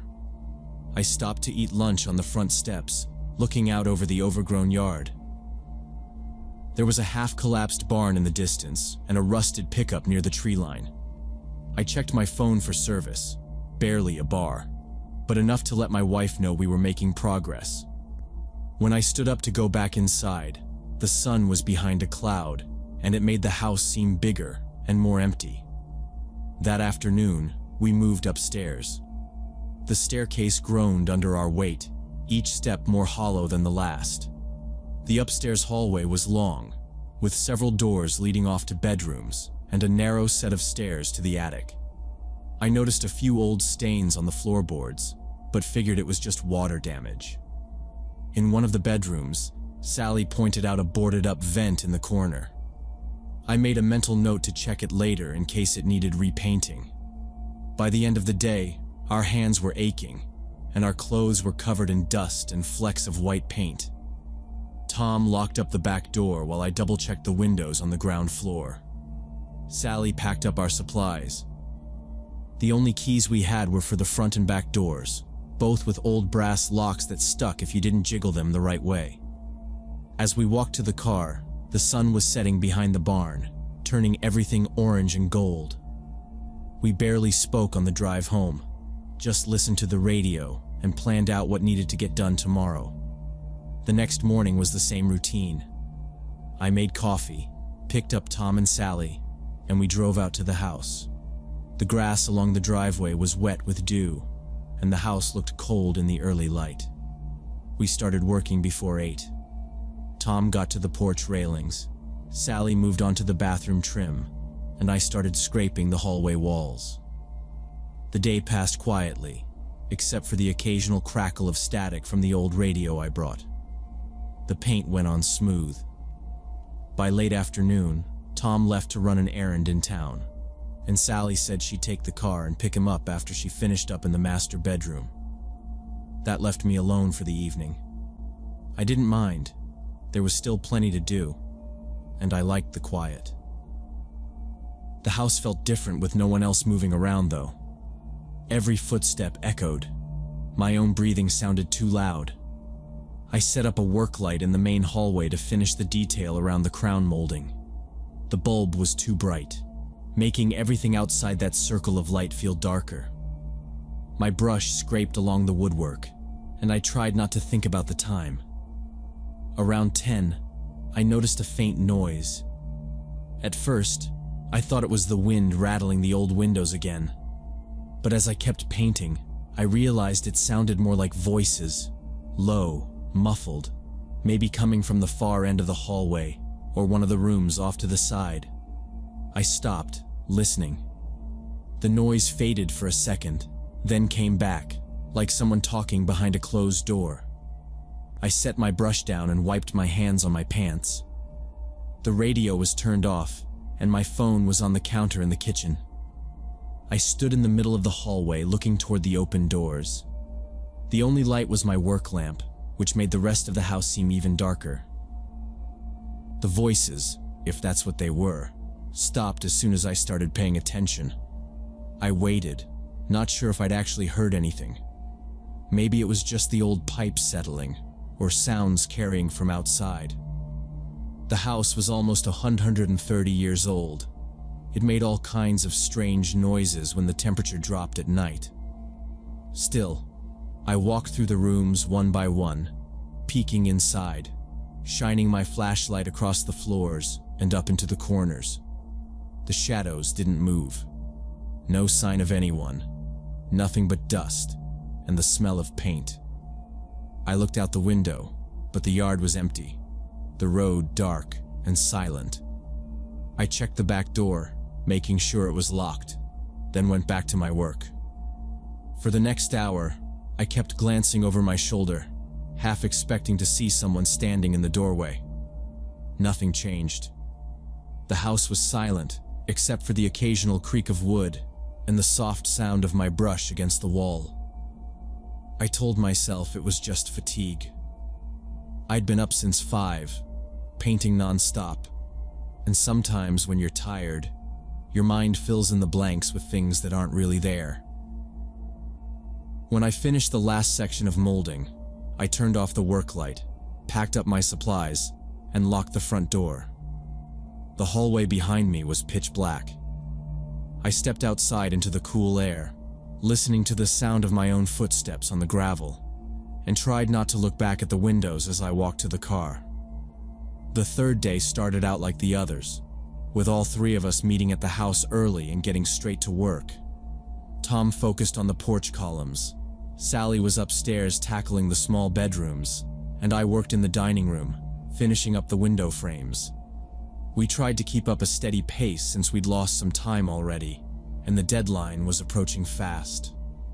As the afternoon faded into evening, the light coming through the windows turned yellow and thin. Tom suggested we stay late to get ahead, and Sally agreed, so we brought some snacks and planned to work through the night if we had to. It was just past 9 when it happened. The house was quiet except for the occasional thud of Tom moving furniture or the soft clatter of Sally's paint can on the hardwood. I was packing up some brushes in the kitchen when I heard Sally scream from upstairs. It was a sharp, desperate sound, nothing like the usual shouts we'd traded all week. I dropped everything and ran up the stairs. Tom was already at the top, looking as startled as I felt.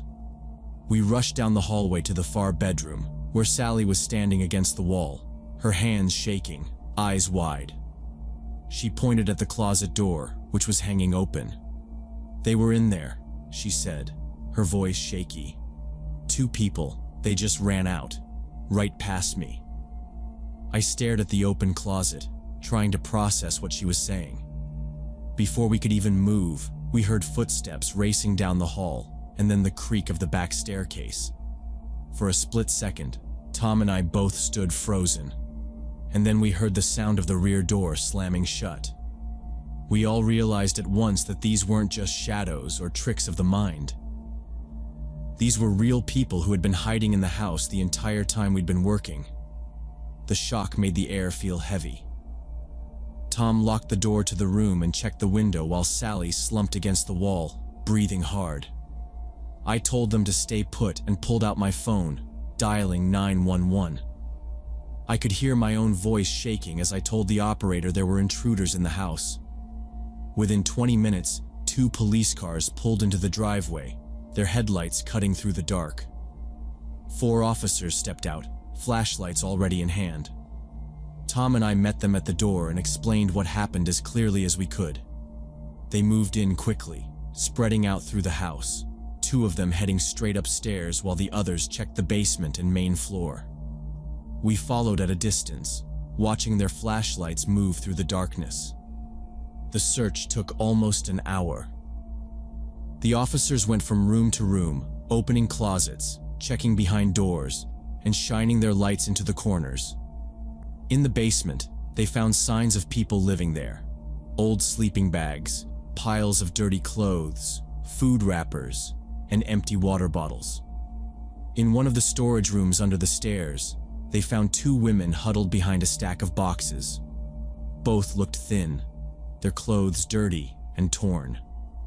In another dark corner near the boiler, they found a man who tried to hide under an old blanket. The officers told them to stand up and show their hands. All 3 looked terrified, but they didn't resist. One of the officers pulled us aside and explained they'd found several makeshift knives and sharpened metal tools on the intruders. Nothing sophisticated, but dangerous enough. The women said nothing, just stared at the floor. The man mumbled about having nowhere else to go, that they'd been there since last winter, even before the new owner bought the place. They claimed they didn't want trouble, just needed a warm place to sleep. The police kept the 3 of them in the kitchen while other officers went through the rest of the house, looking for more evidence. They found more sleeping areas upstairs, blankets and old cushions arranged in hidden corners. There were empty cans, a few old books, and a broken phone charger plugged into a wall outlet. The officers told us they'd been using a broken basement window to get in and out, slipping through at night and avoiding the main rooms during the day. That explained why we hadn't seen them before. After gathering their things, the police put the 3 homeless people in the back of the patrol cars. One officer took our statements and said they'd be charged with trespassing and possession of weapons. He showed us the basement window where the latch was broken clean off, pointing out the marks where it had been pried open over and over. "You'll want to get this fixed before you do anything else," he said. "People find places like this and move in. Sometimes it's not just the homeless, sometimes it's worse." When the last cruiser left, the house felt empty in a new way. The echo of the officer's boots faded down the hallway. Sally picked up her bag and quietly said she was never working in a place like this again. Tom went around double-checking every lock and window before we left.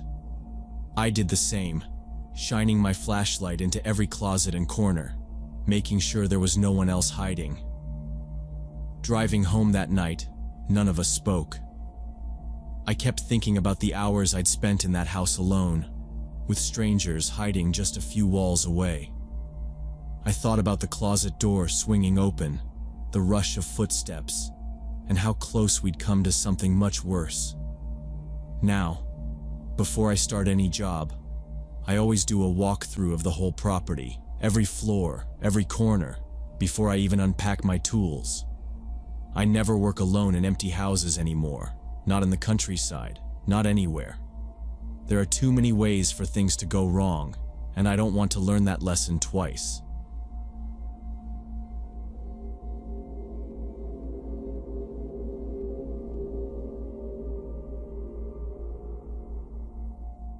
When I was 17, senior year in Phoenix, I got a friend request on Instagram from this account called Tyler Phoenix 2007. The profile photo was a blurry shot of some kid in a hoodie, head down, holding a basketball, and the grid was just pictures of shoes, some cars in a parking lot, a couple of cafeteria trays, and group shots at a football game. The bio only had a fire emoji, and PVHS-07. We went to Paradise Valley High, but 07 didn't make sense for his grad year, unless it was just a username thing. His follower count was pretty average for someone at my school, around 400, and I saw a lot of mutuals from my year and the year below me. I scrolled through his photos for a second, trying to see if anything clicked, but most of them could have been anybody. Just random kids in groups, faces half covered, a pile of Nikes on a bed, an empty classroom with a Snapchat filter. Nothing stood out, but I figured maybe he was in a different grade or had a different friend group. Sometimes people from other schools or from church would pop up with requests too. His stories were the same, just him and friends at the mall, a ticket stub from a Suns game, some gym selfies with the faces covered. I looked for any weird DMs or anything off, but nothing. We had 7 mutual friends.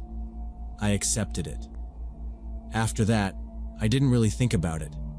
I had practice, homework, and a part-time job at a sandwich shop, so my phone was just buzzing like usual. A few minutes after I accepted, I saw the message notification pop up. Hey.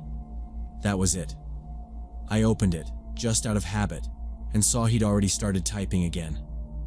I go to PVHS too. Saw you around campus. You seem chill.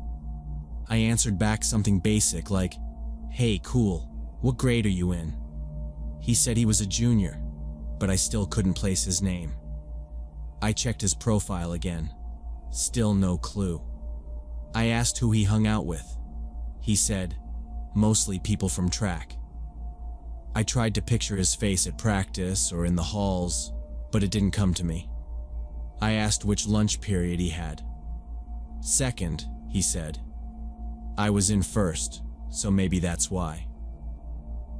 He started messaging more, just little stuff like, what classes do you have this semester? And, you go to the basketball games? I kept my answers short, not rude, but just enough to keep the convo normal. He seemed nice enough, used a lot of emojis, joked about the cafeteria food. But he never sent a selfie, and his profile didn't have a single photo where you could clearly see his face. By that night, he'd sent maybe a dozen messages, all pretty normal, but the questions kept coming. Where do you hang out after school? Do you ever go to Dutch Brothers? Who do you usually walk with to the parking lot? I gave vague answers, just said, depends, or sometimes with friends. I got a feeling he wanted to keep the chat going all night. I replied less and less. At one point, he asked if I was free to meet up after school the next day. Where? I typed. He said, by the old equipment shed, behind the gym. That spot is tucked away from the rest of campus, a narrow strip between the football field and the faculty parking lot. The equipment shed is this old, faded white building with rusty padlocks, a spot kids sometimes went to smoke or hide out, but not a place you'd pick for a normal meetup.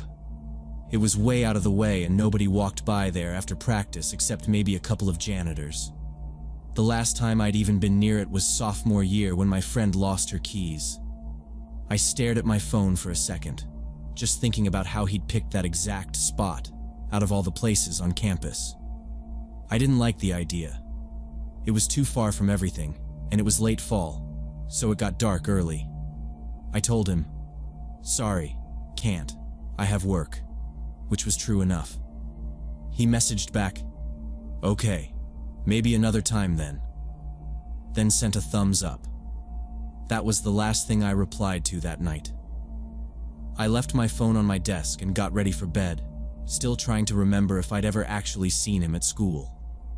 I double-checked his profile again before I went to sleep. Nothing had changed, and I scrolled through the mutuals one more time. I figured maybe he'd just gotten the wrong person, or maybe he really was just shy like he said. But I couldn't shake off how specific he'd been about where to meet. I left it on red and set my alarm for early, just in case. The next afternoon, I kept thinking about the equipment shed and the strange way Tyler had picked that spot. I was tired all day, barely heard anything in my classes. I didn't mention any of it to my friends. When school let out, I took my usual seat near the back of the bus. About halfway through the ride, I started feeling like someone was watching me, and I glanced out the window.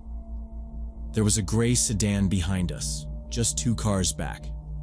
The bus made its stops, kids getting off, and the sedan stayed with us, turning every corner, never speeding or honking, just moving slow. At first, I figured it was a parent picking someone up, but it followed us for way too many stops. My hands felt sweaty. I didn't want to make it obvious, but I kept looking back every few seconds. When we finally turned onto Oak Avenue, I could still see the gray car behind us. It crept forward as the bus stopped, pausing at each crosswalk. My stop was second to last. When I got off, the sedan rolled past so slowly it almost stalled. The windows were up, but I saw the driver's head turn in my direction, his face half hidden by the glare. He kept his eyes on me the whole way down the block. I stood there pretending to fix my backpack until he was out of sight, then hurried home. Upstairs, I tried to distract myself with homework, but my mind kept replaying the scene at the bus stop. Just as it was getting dark, I went to close my blinds and froze.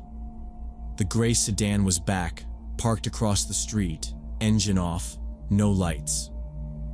I stepped away from the window and went downstairs. My mom was making dinner.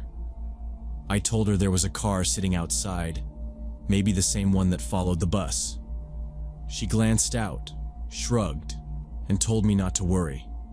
Said it was probably just a neighbor or someone visiting. I watched through the blinds for the next hour. The car didn't move. I tried not to let it get to me, but I double-checked that our doors were locked before bed. The next morning, I checked my phone out of habit, expecting to see more messages from Tyler. But his account was gone. It wasn't just blocked. I searched every way I could think of, but nothing came up. Our mutual friends weren't following him anymore, and his likes on posts had vanished. I texted one of my classmates asking if she remembered the account. She said she thought he was some new kid, but now wasn't sure. That afternoon, the school sent out an email blast to all parents and students. My mom showed it to me when I got home. The principal warned everyone about unknown adults trying to contact students through Instagram and Snapchat, sometimes pretending to be teens from our school or a nearby district. There were a few details about fake profiles using student photos, and how several girls had received messages asking to meet up in secluded areas or near the athletic fields. My heart raced as I read it. Later that night, a group text started in our grade group chat. Someone posted that the police had visited her house after she'd reported creepy DMs from a guy who claimed to know her schedule and asked to meet her behind the field house. More people chimed in. Different accounts, but same approach. Always a normal-looking profile. Always asking to meet somewhere out of sight. A few even mentioned seeing unfamiliar cars on their street or at their bus stops after turning down a meetup. I scrolled through the messages, feeling a pit in my stomach as I saw the pattern. By the next day, police cars were circling the campus in the mornings and afternoons, and teachers started checking IDs at the gates. The counselors came to homeroom to talk about online safety and told us to report any contact from strangers immediately. Someone's older sister who worked at another high school said the same thing was happening there. All the accounts were a little different. Different names, slight changes in usernames, but the photos looked similar, and the conversations were always the same. The accounts would vanish as soon as someone got suspicious. Investigators figured out that an adult man had been creating these fake teenage profiles to talk to high school girls across several neighborhoods. The police said he'd used stolen images and changed up the details every time. The gray sedan I saw kept coming up. Other girls in our district said they saw similar cars parked near their houses after they ignored the DMs or declined to meet. None of the girls actually went to the meeting spots, and the ones who reported the accounts got the messages to stop for a while. The police never caught him. They found the profiles linked to a bunch of different email addresses, all traced through VPNs. The guy just disappeared off social media, and the cars stopped showing up. Still, the school locked down on security, and assemblies became all about online predators and how to spot fake accounts. The story even made the local news, but with no arrest and no real leads, everyone just had to move on. I deleted all my social media accounts for a long time after that. No Instagram, no Snapchat, barely any texts from anyone who wasn't a close friend. Even when things went back to normal, I kept my settings locked, and I never accepted a request from anyone I didn't know in real life.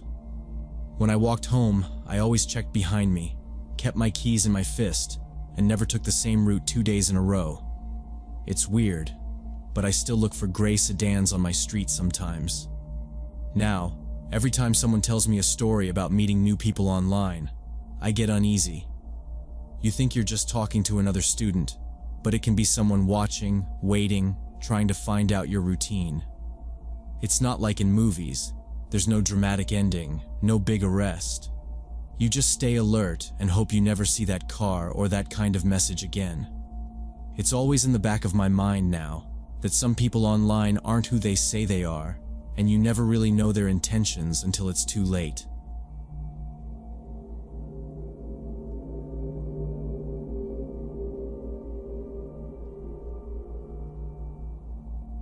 When I was 8 years old, Brian moved in across the street from us.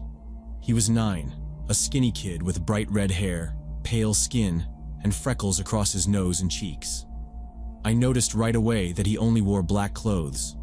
Always black jeans, a black t-shirt, sometimes a hoodie even when it was hot. He didn't talk much to the other neighborhood kids, and when he did, he kept his voice low, almost whispering, so you had to lean in to hear what he said. It was summer, and most days we played outside till dinner, riding bikes up and down the cracked sidewalk or kicking a ball against the curb. I was curious about Brian, so I started saying hi, even though he barely looked at me. After a while, he'd walk over to my yard and stand there with his hands in his pockets, just watching. One afternoon, he finally said, "I can read people's minds, you know." His eyes stayed on the ground, but he looked up at me from under his hair. I didn't know what to say, so I just shrugged and told him I didn't believe him. He smirked a little, not really a smile, and said, "You don't have to. I already know you're lying." I remember thinking he was weird, probably just trying to mess with me, so I laughed and went back to my basketball. But Brian didn't go away. He watched me shoot hoops for a while, then said, "Your mom hides cookies in the green tin on the top shelf." I froze. I never told anyone that. My mom had a green cookie tin she tried to keep secret, and I was the only one who found it. I asked Brian how he knew. He just tapped his finger on his temple, real slow, and whispered, "I just know stuff." It wasn't just once. A few days later, we were sitting on my porch steps, and he said, "Your dad's coming home late tonight because he stopped at the gas station. He's getting cigarettes, even though he says he quit." My dad did come home late, and I heard my parents fighting about cigarettes after dinner. I started feeling unsettled whenever Brian was around. He'd come by without knocking, just standing on our lawn staring up at my window until I noticed him. Sometimes he'd say something that I'd only been thinking about, like, "You wish you could go to the pool more," or "You're scared of the basement." It was never anything big, but it was always right. When I asked him how he knew this stuff, he just smiled a little, never really showing his teeth, and tapped his temple again. My mom asked about my new friend. I didn't know what to say. I told her Brian was a little weird, but seemed okay. She watched him from the kitchen window sometimes, and once she said, "Is that boy all right? He seems quiet." She told me to be polite but careful, which just made me pay more attention. I started watching Brian more closely. When we played, he never seemed to get excited or laugh much. Even when we rode our bikes down the hill as fast as we could, he just gripped the handlebars tight and stared straight ahead.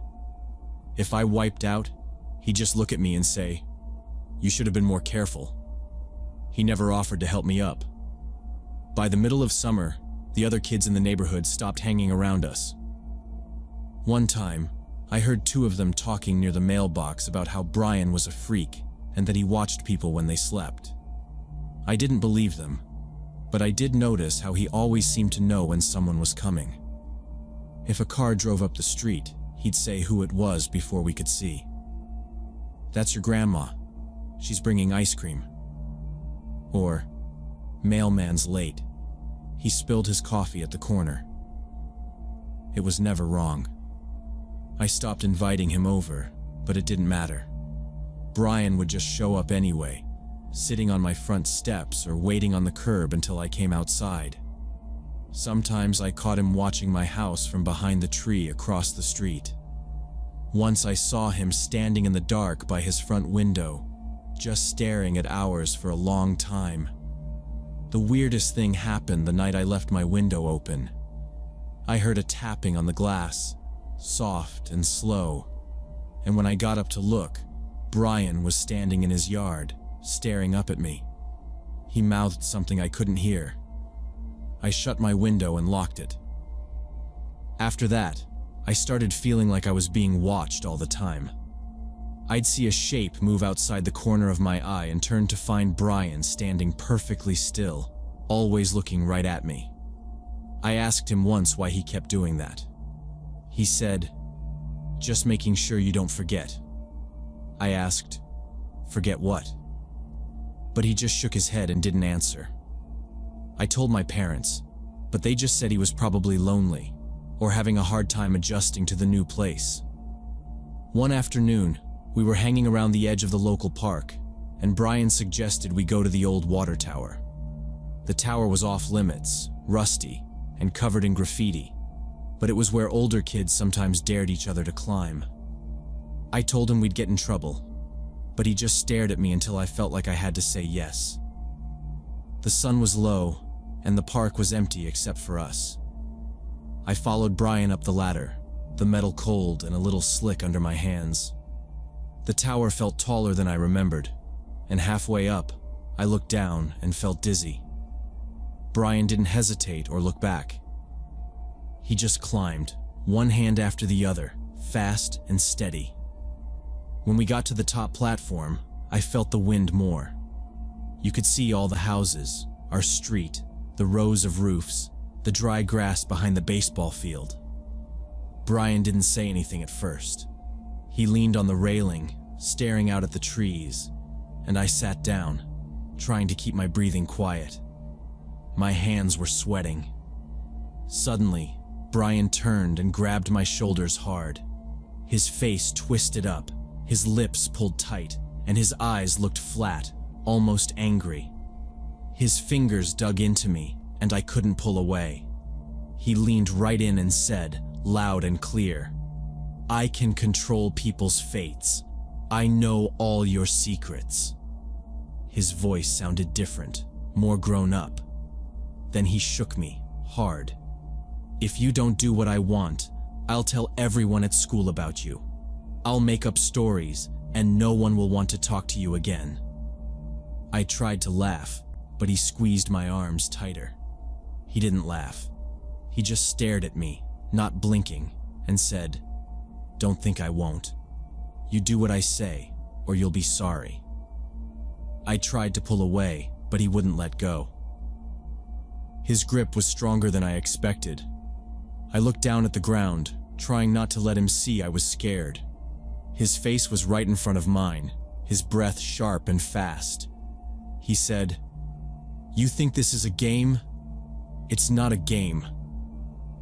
I tried to keep my voice steady, told him to stop messing around, but his eyes stayed locked on me, and something in the way he looked at me made my stomach twist. I knew then he wasn't playing. After that day on the water tower, things changed fast. Brian started showing up at my house more often, always with some new demand. At first, it was small stuff. He'd say he forgot his lunch or didn't have any money for the ice cream truck.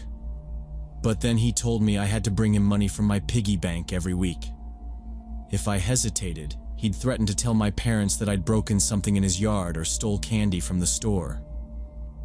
I knew he was lying, but the way he said it made me freeze up. He made me do his homework too. Math, spelling, reading, whatever. Sometimes he'd shove his worksheets at me after school and whisper, "You know what happens if you say no." I didn't even try to argue anymore. Then he told me I had to cover for him. He'd disappear for hours, and when his mom or mine asked, he'd nudge me to say we'd been together, playing video games or riding bikes. Once, my mom asked why I was always at Brian's house. I just said he needed help with homework. The lies started to pile up, but Brian acted like he was in control of all of it. One afternoon, he held up his phone and showed me some random screen. "This app tracks you," he said, "so don't try to hide." He kept saying he always knew where I was, and I didn't question it. I started taking longer routes home just to see if I could lose him, but he always seemed to know. When I finally said no to bringing him my lunch money, my phone buzzed that night. There was a photo of my house, dark, with my bedroom window right in the middle of the frame. The porch light was off. I stared at it for a long time, not sure what to do. The next morning, another photo came through. It was me, sleeping, blanket pulled up to my chin. I couldn't remember opening the window, but I must have. The photo was taken from outside, through the glass. My skin crawled. I didn't sleep much after that. When Brian showed up, I handed him my lunch money without a word. I did his homework, ran his errands, and tried not to make him mad. If he asked me to lie for him, I did it. I was too scared to do anything else. For a month, it felt like I was trapped. Every time I looked up, Brian was there. If I walked to the store, he was standing by the bike racks, arms crossed, just watching. If I went to the park, he was already sitting on the swings, staring at me. Sometimes he'd just follow behind, silent, close enough that I could hear his breathing. At school, he started telling stories to the other kids. He'd walk up to a group and say, "You know what he did?" and then make something up. Stupid things, but embarrassing enough that people started whispering about me. He'd smirk if I tried to defend myself, always standing close by. My homework took twice as long because I was doing mine and his. I stopped finishing projects and missed a spelling test because I stayed up too late. My grades started slipping. My mom sat me down one night, asking if something was wrong, but I just shook my head. I was scared Brian would find out if I told her anything. He kept telling me he could read my mind. If I so much as thought about asking for help, I'd get another photo that night. Me walking to school, me at my desk, me playing outside, always taken when I thought no one was watching. By then, I was barely eating. My hands shook whenever Brian came near. I stopped going outside unless I had to. My parents argued about what was going on, and my mom threatened to take me to a doctor, but I just said I was tired. At school, the counselor pulled me aside once, but I didn't say much. I was terrified Brian would find out and do something worse. I checked the windows every night, locked my door, and pushed my dresser in front of it, even though I knew it wouldn't matter if he really wanted to get in. The day everything broke was a Tuesday. I came home from school and found another envelope in our mailbox. Inside was a photo of my little sister playing in the yard. The note with it said, "I see everything." I ran to my room, locked the door, and sat on the floor for an hour, shaking. That night, I couldn't take it anymore. I went to my parents' room and just started talking. Everything poured out. Brian, the homework, the photos, the threats, all of it. My parents listened. My dad got angry, but not at me. My mom hugged me for a long time. They called Brian's parents that night. I could hear yelling through the phone, doors slamming across the street. Later, my parents explained what they found out. Brian had been seeing a psychologist since before he moved here. He had behavioral issues, problems with lying, and a habit of manipulating people. There was no mind reading, no special tracking app. He'd watched our house, hidden in the bushes, climbed up close at night, used his phone to take pictures. He'd listened at windows and followed me everywhere. The photos weren't magic, just a kid sneaking around, using what he saw to scare me. The school got involved right away. The psychologist talked to me and to Brian. He was removed from class and started homeschooling. After a few weeks, his family put their house up for sale. 6 months later, they were gone, moved to another state. The rumors at school faded, but I still felt people staring sometimes. I spent a long time in therapy. The psychologist said what Brian did was called psychological manipulation and stalking. My parents apologized for not seeing it sooner. For a while, I jumped at every noise, checked the windows before bed, kept the lights on all night. The nightmares faded slowly. The only good thing was learning it wasn't real. Brian had no powers, no special knowledge. Just a kid who knew how to scare people. Even now, I still close the curtains tight every night, and I never leave my window open, not even a crack.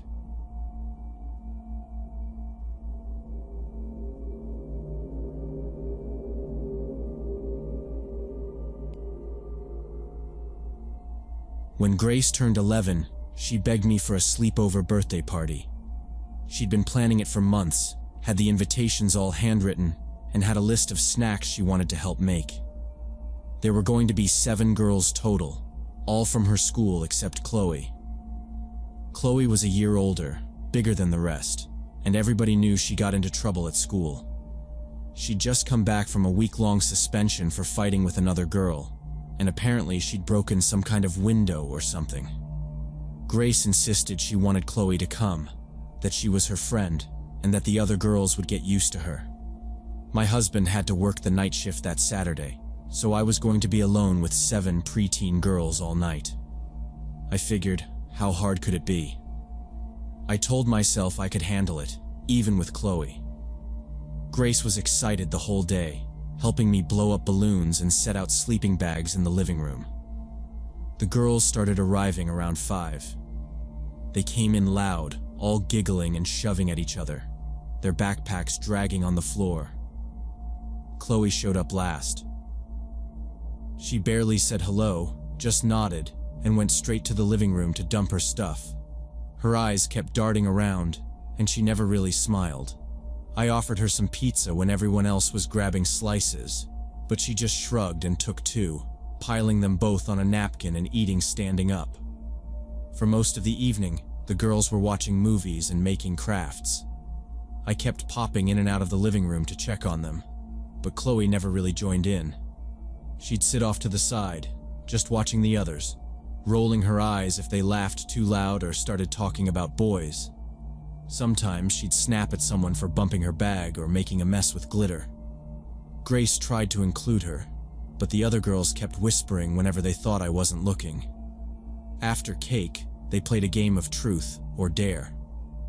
I heard them shrieking and running down the hall to the bathroom, and it seemed mostly normal, just kids being loud. Chloe never did a dare, just made up weird questions for the others that made them uncomfortable. I heard one girl say, "You're so weird," under her breath, but Chloe pretended not to notice. Around midnight, I started turning off lights and telling everyone to settle down. They all set up their sleeping bags in the living room, lined up side by side. Grace and Chloe picked the 2 spots at the end, away from the others. I went into the kitchen to clean up. The house was mostly quiet, except for the occasional sound of whispering or a sleeping bag rustling. I made some tea and sat in the den, leaving the kitchen light on in case someone needed water. It was getting late, and I was exhausted. I remember scrolling on my phone for a while, half listening for any trouble. It must have been close to 2 in the morning when I heard the first noise, like something heavy clattering against the floor. I sat up, listening hard. The noise came again, louder this time. It sounded like dishes crashing in the kitchen.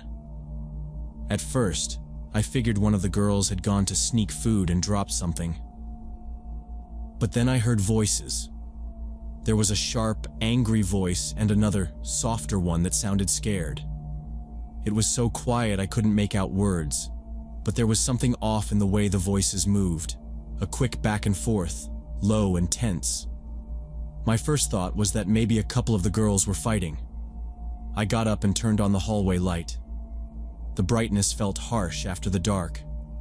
As I moved toward the kitchen, I glanced at the living room. All the sleeping bags looked like they were still full, but it was hard to tell in the dim light. I heard another crash, something metal this time, and the angry voice snapped, "Shut up, or I'll tell everyone what you did," followed by a muffled, whimpering sound. I walked into the kitchen. The first thing I noticed was the open fridge, the door wide with a carton of juice on the floor. The trash can was tipped over, paper towels scattered everywhere. But what made me stop was the empty knife block on the counter. The big butcher knife, the one I always kept all the way in the back, wasn't there. The rest of the knives were where they should be, but the biggest one, the heavy one with the black handle, was gone. For a second, I just stood there, staring at the empty slot in the wood, my hand still on the light switch. I could hear someone breathing, quick and shaky, just out of sight near the pantry. The air felt heavy, and my heart started pounding so hard it hurt. I took a step forward, trying not to make noise on the tile. There was a shadow moving behind the kitchen island, just a glimpse, and then I heard a hissed whisper. "Don't be stupid. Give it to me." I realized then how wrong everything was. I backed up a step, looking around the room for anything I could use. My phone was still in the den. The kitchen window was closed, and the back door was locked. I could hear feet shuffling, and another crash as something slid off the counter and hit the floor. I tried to steady my breathing so whoever was in the kitchen wouldn't hear how scared I was. I kept my eyes on the knife block, thinking about how easy it would be for someone to get hurt, how quickly things could get out of control. I moved closer to the island, keeping my hands visible, trying not to startle anyone. In the next second, I saw a pale hand clutching the missing knife. It was Chloe. Her face was twisted with anger, her other hand balled in a fist. Standing in front of her, cowering against the pantry door, was one of the smaller girls, Jessie. Jessie's eyes were wide, her mouth shaking like she wanted to scream but couldn't. I could see the tip of the knife shaking as Chloe tightened her grip. "Chloe, put the knife down," I said, forcing my voice to stay calm. I didn't move any closer. My mind was racing, trying to remember if the house phone was in the kitchen drawer, if the other girls were really still in the living room. Chloe's chest was heaving, her whole body tense. Jessie whimpered and pressed herself against the door, tears running down her cheeks. I kept my hands up, my feet planted. I could hear the hallway clock ticking behind me, each second too loud. Chloe didn't answer. She just glared at me, then back at Jessie. The knife flashed in the overhead light.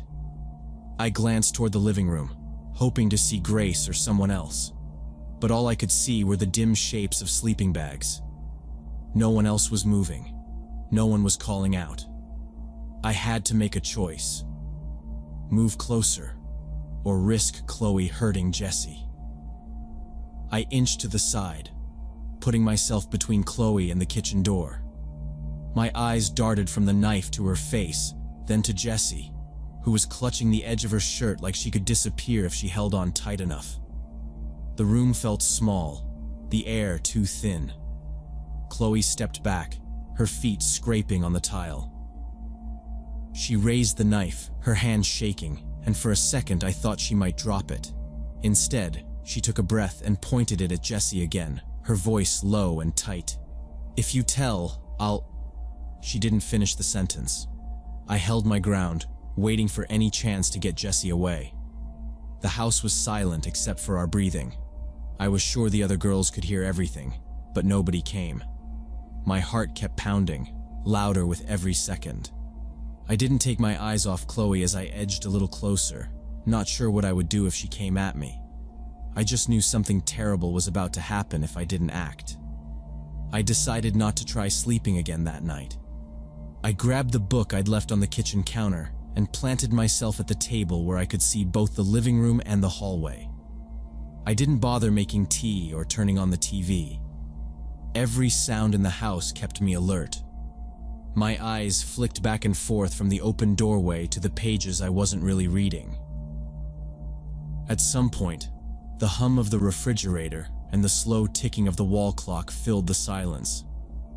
I tried to listen for any movement from the living room, but only heard the steady breathing of sleeping kids. About an hour passed before Chloe appeared in the doorway. She walked in without saying anything at first, then stopped and looked at me, her face half-shadowed. "Why aren't you sleeping?" she asked, almost like she was irritated I was still awake. I shrugged and told her I was having trouble falling asleep, just keeping an eye on things. She stood there for a second, then glanced to the knife block, her eyes narrowing at the empty slot. She asked again if I was tired, and I just shook my head. Finally, she turned and went back to the living room. I watched her until she disappeared around the corner. I kept reading, or at least tried to. Around 4 in the morning, Chloe came to the kitchen again. She didn't say anything this time, just hovered in the doorway, watching me. I could see her hands curled up in the sleeves of her hoodie. Her eyes kept moving between me and the counter. I didn't get up. I told her quietly that if she wanted a snack or water, she could help herself. She just frowned and went back to the living room, her feet dragging on the floor. After that, I forced myself to keep watch. I stared at the sleeping bags through the archway, trying to count heads. It was hard to tell with all the blankets, but it looked like someone was missing. I got up and checked the hallway and bathroom, but there was no sign of any of the girls awake or moving around. I couldn't tell if someone was hiding, or if I'd just lost track of who'd gone where. I looked back into the living room. Everyone looked asleep, except for Chloe, who I caught peeking at me from her pillow, her eyes wide open. I sat down again at the table and kept the book open in front of me, forcing myself not to nod off, waiting for morning to finally come. When daylight finally started coming through the kitchen window, the girls began to wake up one by one, all groggy and slow, pulling their sleeping bags tighter around themselves. I started making pancakes and orange juice, pretending nothing was wrong, but my eyes stayed on Chloe the entire time. She kept to herself, quiet, barely touching her food. The rest of the girls chatted about movies and sleepwalking and birthday cake, laughing as if nothing had happened. When it was time to pack up, the living room became a mess of backpacks and stuffed animals. I hovered by the kitchen doorway, trying to keep everything in sight. I watched Chloe stuff her clothes into her overnight bag, looking over her shoulder once to make sure I wasn't watching. But I saw it. Something long and metallic, wrapped in a t-shirt. She slid it into the bag quickly, zipping it up before anyone else could notice. My stomach dropped. There was no mistaking the shape. It was the missing butcher knife. She was taking it with her. I thought about confronting her, calling her parents, grabbing the bag, but my hands shook and my mind raced with what could happen if I made a scene. The other girls were hugging goodbye, their parents waiting outside. I just stood there, frozen, as Chloe picked up her bag and walked past me. She met my eyes for a second, her face blank, then turned away and went out the door without saying anything. The house emptied out quickly after that. The only sound left was Grace's voice, tired and happy, thanking me for the party. When the house was finally quiet, I called Grace into my room. I sat on the edge of the bed and asked her if anything strange happened during the night, if she saw anyone leave their sleeping bag or heard anything in the kitchen. She looked confused, her hair still tangled from sleep, and shook her head. "I was so tired, Mom. I don't remember anything." She said she slept through the whole night, didn't even get up for water. I pressed a little, but she just kept shaking her head. Nothing seemed off to her at all. I didn't know what to do. The missing knife, the threats, the look on Chloe's face. None of it felt real now that the house was calm again. I thought about calling Chloe's mother, but the idea of accusing her daughter without proof or a clear story made me feel sick. I didn't want to risk a fight or cause trouble for Grace at school. I cleaned up the living room and kitchen, scrubbing the counter and putting all the other knives away in a drawer out of sight. Days passed. I waited for a call, some word from one of the other parents, but nothing happened. Nobody mentioned anything. The girls all acted like it had been a normal party. I tried to tell myself maybe I'd overreacted. Maybe it wasn't the knife at all. Maybe it was all just tired nerves. Still, I watched Grace more closely after that, double-checked the doors at night, kept my phone charged beside the bed. Chloe started showing up less at school. There were rumors her family was moving away. Then, just before winter break, Grace told me Chloe was gone. Her family left town. No one seemed to know why or where they'd gone. The school never called, and no one asked about the sleepover. For months, I kept thinking about that night. I'd replay everything in my mind. The sound of dishes crashing, Chloe's voice, the way she stared at me from the kitchen doorway, the glint of metal sliding into her bag. I never found out what really happened, or which girl had been in the kitchen, or what Chloe planned to do with that knife. I still wonder if I should have done more. Maybe I should have called someone, or asked harder questions. But all I really wanted was to protect Grace, to keep her safe. And sometimes that meant staying quiet. I never let her have another sleepover at our house after that, and I never left knives out again. I pay more attention to the small details now, the quiet kids, the ones who keep to themselves. The memory of that night is never far away, a reminder to trust what I see, even when nobody else does.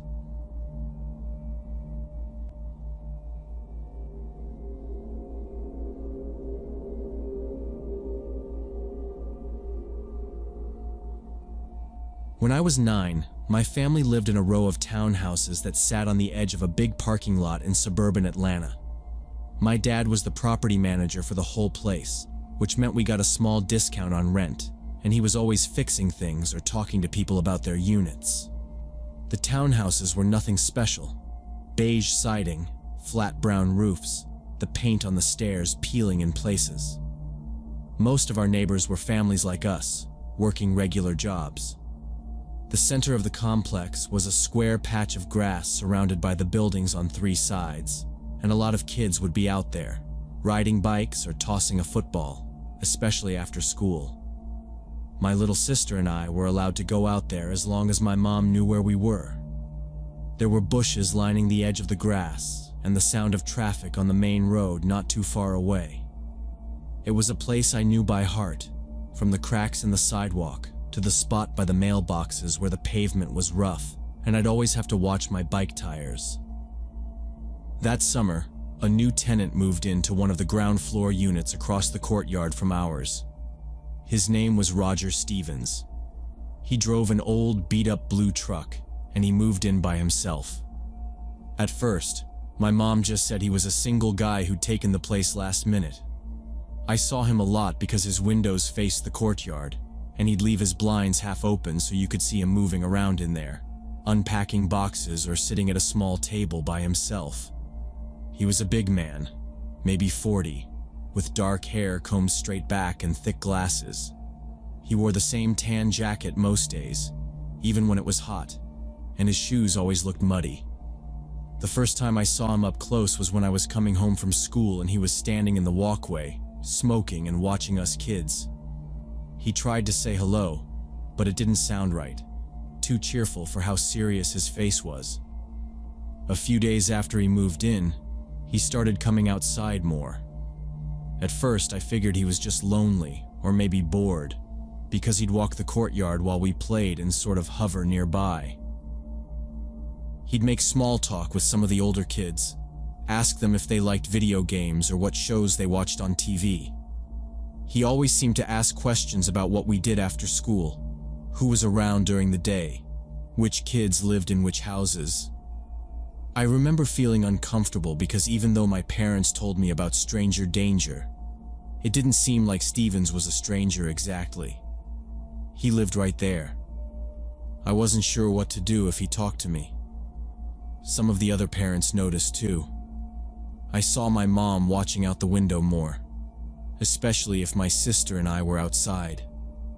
Sometimes Stevens would stand by the mailboxes at the entrance to the complex and chat with anyone walking by. He asked if I liked bikes and if I ever went to the playground on the other side of the parking lot. I kept my answers short and didn't look him in the eye much. He never seemed angry or mean, just overly interested, like he wanted to know everything about everyone. One evening, I watched him walk the length of the parking lot and back, stopping every so often to stare at something on the ground or peek over the fence toward the neighbor's yard. A couple of times, I caught him glancing up at our unit, like he was trying to figure out which window was mine. I tried not to think much about him, but there was a tension in the air I couldn't explain.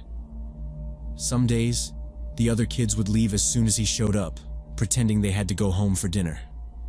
I remember one time when he brought out a box of donuts and tried to give them away, but no one wanted to take one. He left them on the hood of his truck and sat on the curb, watching us, not saying a word. After that, I started riding my bike further away from his place, even though my mom didn't like me going too close to the street. One afternoon after school, I was riding my bike near the mailboxes. The area was a narrow patch of pavement with the mailboxes lined up in a row, the kind with metal doors and faded numbers. I like to circle the area, using the little slope to pick up speed before heading back toward our unit. It was quiet, just the hum of traffic from the main road and the chirping of birds. As I slowed down near the curb, I saw Stevens coming out from around the corner. He walked over and stopped right next to me, close enough that I had to put my foot down to keep from falling over. He asked me about my bike first, what kind it was, how fast it could go, if I ever rode it to school. I didn't want to answer, but I mumbled something about only being allowed to ride in the complex. Then he started asking other questions, more personal this time. He wanted to know what my parents did, if my dad was home during the day, what time I got home from school, if my sister played outside too. He said he noticed I liked riding my bike alone and asked if I ever got bored. Then, his voice dropped a little, and he told me he had some cool things in his apartment, toys and candy, if I wanted to come see. He said he just moved in and didn't have anyone to show them to. He smiled, but his eyes stayed flat, and his hand was close to my handlebars. I told him no thanks, that my mom needed me home, but he didn't move out of the way. He leaned in closer, said he really thought I'd like what he had, and that I could bring my sister too. My heart was beating fast and my hands felt sweaty on the grips. He reached out, put one hand on my handlebars, not hard, but enough to stop me from moving. "It's just over there," he said, nodding at his door. "You can leave your bike by the window." I shook my head, tried to back up, but his hand stayed on the handlebars. He wasn't smiling now, just staring at me. I said I had to go and yanked my bike away, hard enough that the front wheel bumped the curb. He let go but stayed standing there, watching as I started to pedal away, legs shaking, the front wheel wobbling as I pushed off. I rode straight across the lot, didn't look back, and parked my bike by the front steps of our place. I ran inside and told my mom what happened, trying to keep my voice steady. She listened, but then said, maybe Stevens was just being friendly, that he was new and probably trying to get to know people. She told me to be careful, but not to worry too much. I went to my room and watched the parking lot from the window, still holding onto my bike helmet, wondering if I was making a big deal out of nothing. The playground was a small one, wedged in between the parking lot and the side fence, with a faded blue slide and a metal jungle gym that always felt too hot in the Georgia sun. There was a cracked rubber mat under the swings and a bench under a skinny tree where the parents usually sat if they came down. That afternoon, I took Lily out after her nap because she'd been begging all morning. She wanted to play on the slide, and I pushed her gently on the swing while watching cars go by on the road behind us. It was quiet, just the sound of the chains creaking and Lily laughing as she swung higher. I kept checking over my shoulder, still uneasy from what happened at the mailboxes. After a few minutes, I saw Stevens come around the corner from the direction of his apartment. He was wearing the same tan jacket, even though it was hot, and he didn't look at me right away. He came up to the playground slowly, hands in his pockets. My stomach dropped as soon as I saw him, and I squeezed the swing chains tighter. He said hi to Lily, but she didn't answer, too focused on trying to pump her legs.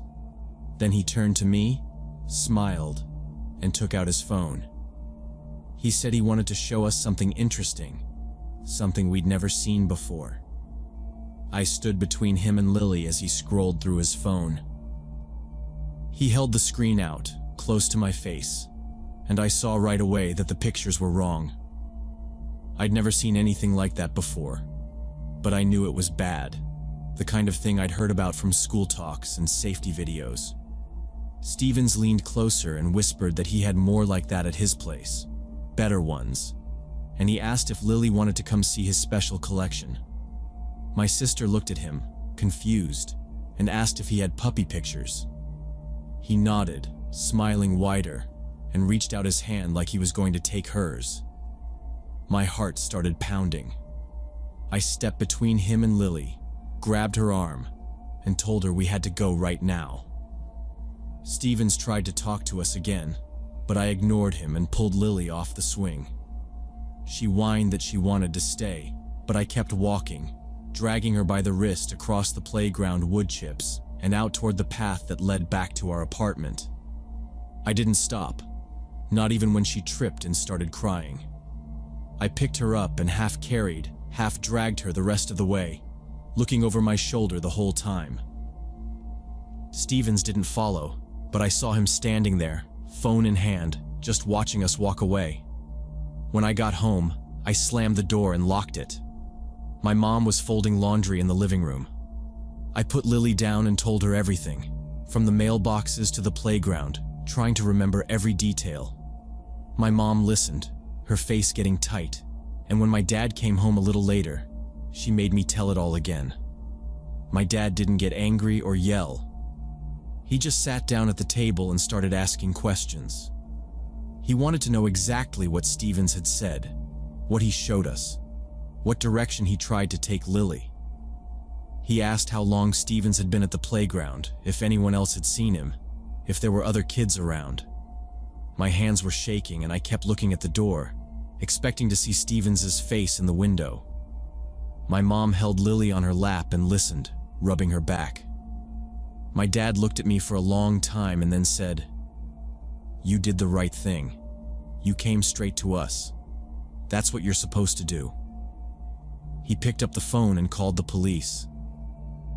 He explained that there was a new tenant making inappropriate advances toward kids, describing what I had told him in a low, steady voice. My mom was on her phone, texting other parents in the complex, warning them not to let their children outside alone, telling them what Stevens looked like, what had happened. Within a few minutes, the courtyard was quiet. The usual after-school crowd of kids vanished, doors shut, curtains pulled tight. The police arrived about 20 minutes later. They parked near the playground and started talking to my dad, then to me. I told them everything again, pointing out which window was Steven's, where he'd tried to lead Lily, what he'd shown us on his phone. An officer walked over to Steven's unit and knocked. I watched from behind the curtains. Stevens answered, still wearing his tan jacket, still acting like nothing was wrong. The officer spoke to him for a while, then asked to see his phone and go inside. I saw them talking in the doorway for a minute before they all disappeared inside. More police cars showed up, lights flashing but no sirens. We watched as the police went in and out of Steven's apartment. At some point, they brought him out in handcuffs. He didn't look at us, just stared at the ground. They put him in the back of a squad car. An officer came to talk to my parents again. They said they found what they were looking for. Images on his phone and computer that proved he'd been doing things he shouldn't. They said I was brave for coming forward, that things like this were serious, and it was important we had said something right away. I didn't feel brave. I just felt tired and scared, and wanted everything to go back to normal. In the days that followed, my dad had to talk to the police again. He wrote down the complaints he'd heard from other families, the things Stevens had said and done since he moved in. Some parents admitted they'd seen him hanging around the playground or trying to talk to their kids too, but hadn't thought it was anything serious. The police asked my dad to testify about the problems residents had reported and about what I'd told them. It was in the news for a little while, and after a week or two, people in the complex started letting their kids back outside, but not without watching from the windows. Stevens never came back. His apartment was emptied out by men in gloves. The landlord changed the locks and painted over the door. Some people moved away after that summer, but most of us stayed. I wasn't allowed to play alone anymore, and my parents watched the playground from the window whenever Lily and I went outside. I thought about Stevens every time I passed his old unit, or rode past the mailboxes. What happened changed the way I looked at the world. After everything, my parents sat me down and told me again how important it was to pay attention to my instincts. They said adults who try to get kids alone or show them things they shouldn't aren't safe no matter how normal they seem. I learned that bad people don't always look scary. Sometimes they act friendly, or pretend to care about what kids like, or try to be a neighbor. I was grateful my parents taught me to speak up, even when I wasn't sure if it was the right thing to do. I never forgot what Stevens did, and I never forgot how close it came to being worse. Now, I tell other kids what to watch out for, because you never really know who might be watching you from behind a window.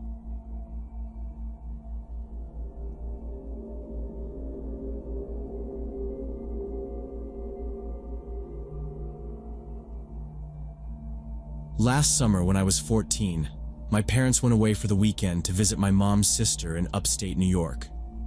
Before they left, they let me know I could have a couple of friends stay over as long as we kept things under control. So I invited Jamie, Brian, and Seth. They all lived within walking distance, so they just brought sleeping bags and backpacks after dinner. The house was still kind of hot from the day, but we settled in the living room with sodas and chips, messing around on our phones and throwing out dumb jokes. Around 8, we played a couple of rounds of Mario Kart, and then scrolled through Netflix for something we all could agree on. The kitchen light was on, and every once in a while someone would get up for more snacks or ice, leaving the front door open to let a little air in. It was nothing special, just a normal sleepover, nothing wild. My parents' house is a plain 2-story in a quiet neighborhood, surrounded by other identical houses, each with a patchy lawn and a chain-link fence. There's a sliding glass door at the back that leads to a small patio, and beyond that, just some weeds and a narrow strip of grass. Our backyard is small, fenced off on 3 sides, with a shed in one corner and a rusty swing set nobody uses anymore. The living room faces the back, so if you're on the couch, you can see out the window if the curtains are open. We didn't have them open at first, but Brian pulled the curtain aside just to see if it was still raining. By 11, we were hungry. Jamie suggested pizza, so I called the local place on my phone and used the house number for delivery. They said it'd be about 35 minutes. Seth went to the kitchen to get more drinks. I sat by the window, waiting for the delivery guy, looking out at the empty backyard. I didn't notice anything right away, but a little while later, after the pizza came, I happened to glance out again. This time, I saw a faint white light moving along the fence at the far side of the yard. It was bouncing up and down, not like a flashlight someone was holding steady, but more like someone waving it around, trying to see where they were going. At first, I thought it was maybe one of the neighbors, maybe some kids cutting through the yards, but then the light paused, and I saw a shape move. It was a person, but it was too dark to see anything clear.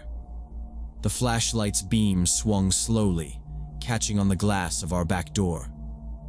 The others didn't notice. I nudged Jamie and pointed, whispering to keep it down. All of us ducked down behind the couch, peeking up at the window, trying to get a better look.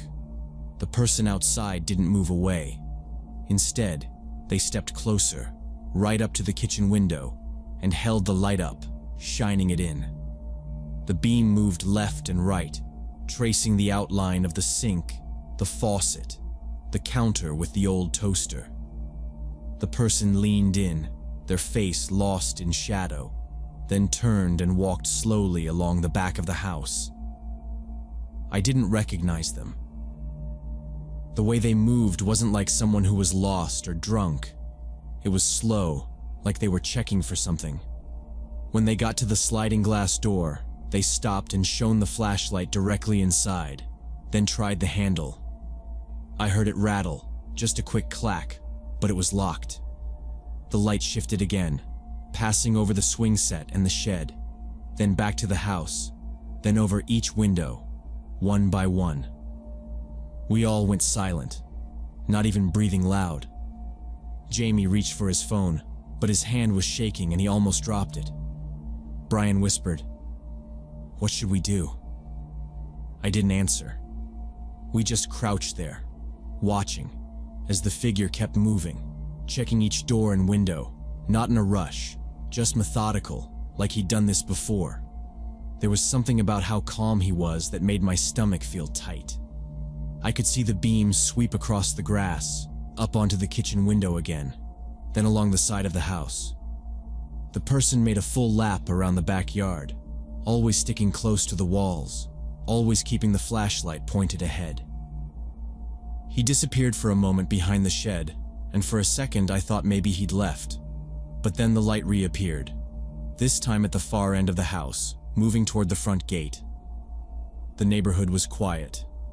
Nobody else was outside. Jamie finally said, "Should we call someone?"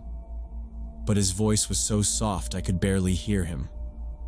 Seth reached up slowly and flicked off the TV, then the lamp next to the couch. The house dropped into darkness, except for the glow of the kitchen light, which made us all more visible through the windows. We didn't say anything. I just got up as quietly as I could and went to the kitchen, keeping low, and turned off the light, then hustled back to the others. We sat there, in the dark, listening.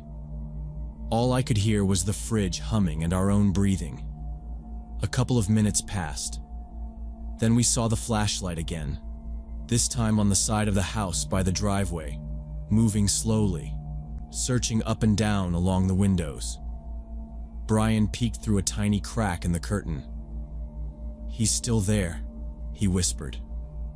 I looked too, careful not to move the curtain much. The man was wearing a black hoodie, pulled up over his head, hands shoved in the pockets except for the one holding the flashlight. His face was turned away. He paused at the kitchen window, leaning in to look inside. It felt like forever that he stood there, just staring. Then he shifted, tried the back door again, rattling it once, twice, like he was checking if maybe he missed something. He started walking again, passing by the side gate, then stopping right in front of the living room window, where all four of us were hiding on the floor. I could hear the gravel crunching under his feet and the scrape of his shoes as he shifted his weight. The flashlight beam swept slowly across the glass, illuminating the closed blinds, tracing a line up and down. The room felt so small, like he was right on top of us. Jamie squeezed my arm and mouthed, "Don't move." We could see the outline of his head, the hood pulled low as he leaned in, trying to see past the blinds. For a few seconds, nothing happened. Then he lifted the flashlight, shining it directly against the glass, the light almost blinding through the crack in the curtain. I stayed perfectly still, holding my breath. The beam lingered for a moment, then slid sideways, lighting up the stack of board games by the wall and the edge of the old armchair my dad always sits in. I could hear the man's breathing, not loud, but steady, just on the other side of the glass. I thought for a second he might try the window, but instead he lowered the light and just stood there. Nobody said a word. The only sound was my heart pounding in my ears, so loud I thought he might hear it. Suddenly, the man knocked on the window 3 slow, deliberate times. The sound was dull and heavy, not like someone looking for attention, more like a warning. We froze. My hands started to shake, and I dropped my phone trying to grab it from the carpet. I crawled further from the window, reaching out for it in the dark, not daring to get up. Brian scrambled on his hands and knees toward the hallway, and Jamie whispered, "Don't make any noise." Seth curled up behind the couch, knees tight to his chest. I finally got my phone, pressed it to my ear, and dialed 911. The ringing felt like it went on forever, but a woman's voice answered, calm and clear. I whispered as quietly as I could, telling her there was a man outside, trying to get in. She asked for the address, told me to stay on the line, and kept asking questions I could barely answer. The knocking started again, louder, 3 sharp hits. The glass shook with each one. The man's shadow blocked the sliver of streetlight coming through the curtain. Seth started to cry, barely audible, muffled by his sleeve. The dispatcher told me help was on the way and asked if we could hide somewhere safe, but I didn't want to risk moving. I heard the man tugging at the window frame, the squeak of old wood and the rattle of the lock as he tried to force it open. I squeezed my eyes shut, picturing him breaking through, stepping into the room. Then there was silence. I couldn't tell if he'd moved away or was just waiting, listening for us. Jamie mouthed, "Is he gone?" I shook my head. We waited in the dark, barely breathing, listening for footsteps. Then the sound came again, softer, this time at the next window over. He was circling the house, trying every opening, jiggling the handle, testing the glass. The dispatcher kept telling me to stay calm and that officers were almost there. I could hear the man move to the kitchen window, the tap of metal on glass, maybe a tool. He rattled the back door, tried the garage side door, all of them locked. We stayed on the floor, as quiet as possible, every noise in the house suddenly sounding too loud. The air was heavy, hot, and it felt like time was stretching out, every second crawling by. My whole body felt frozen, just waiting for the next sound. The silence was broken by distant sirens, faint at first, then growing louder. At the same moment, the man's footsteps hurried across the gravel, faster this time, then fading away into the neighbor's yard. I peeked through the curtain and caught a glimpse of his back as he hopped the fence, dropping out of sight between 2 garages. I told the dispatcher he was running. The sirens pulled up in front, red and blue lights bouncing off the living room walls. I hung up, and we all started talking at once, voices shaky and quick. 2 police officers rushed in after knocking hard and announcing themselves. They checked every room, and then led us out onto the porch while they searched the backyard and the alley. I could see our gate hanging open, the lock snapped, splintered wood lying on the ground. The grass was flattened where someone had run through, and near the kitchen window, a small metal screwdriver lay half buried in the dirt. One of the officers shined his flashlight on boot prints in the mud, measuring the length with a small ruler from his belt. We gave our statements one at a time, trying to remember every detail: the shape of the man's face, the color of his clothes, the way he moved. Jamie told them about the flashlight and how he watched the beam go from window to window. Brian described the man's height and how he kept both hands close to his body. Seth could only say he remembered the knocking and the sound of the window rattling. The officers wrote everything down, asked about anyone we might know who would want to scare us, but we had no answers. They told us we'd done the right thing by calling right away and locking all the doors and windows. They said they'd talk to neighbors and check for security cameras on nearby houses. The officers stayed for nearly an hour, dusting for fingerprints on the window frames and bagging the screwdriver. They walked through the yard with flashlights, looking for more evidence. In the morning, my parents came home early, called by the police. I watched them walk through the house with the officers, checking locks, testing windows, asking questions in low voices. The neighborhood was busy with police cars parked up and down the street. Some neighbors came over, wanting to know what happened, but nobody had seen much. Within 2 days, the police called to say they had identified a suspect. The man was a known drug addict who had been robbing houses in our area. They showed us a still image from a neighbor's camera. A tall man in a hoodie, walking along the fence line, flashlight in one hand, something in his pocket. The police said he usually broke in when families were out of town, slipping in through side doors or unlocked windows, grabbing whatever he could carry, then disappearing before anyone noticed. He had targeted several houses nearby in the last month. The officers told us that the man had been watching our house since Friday, waiting until my parents left.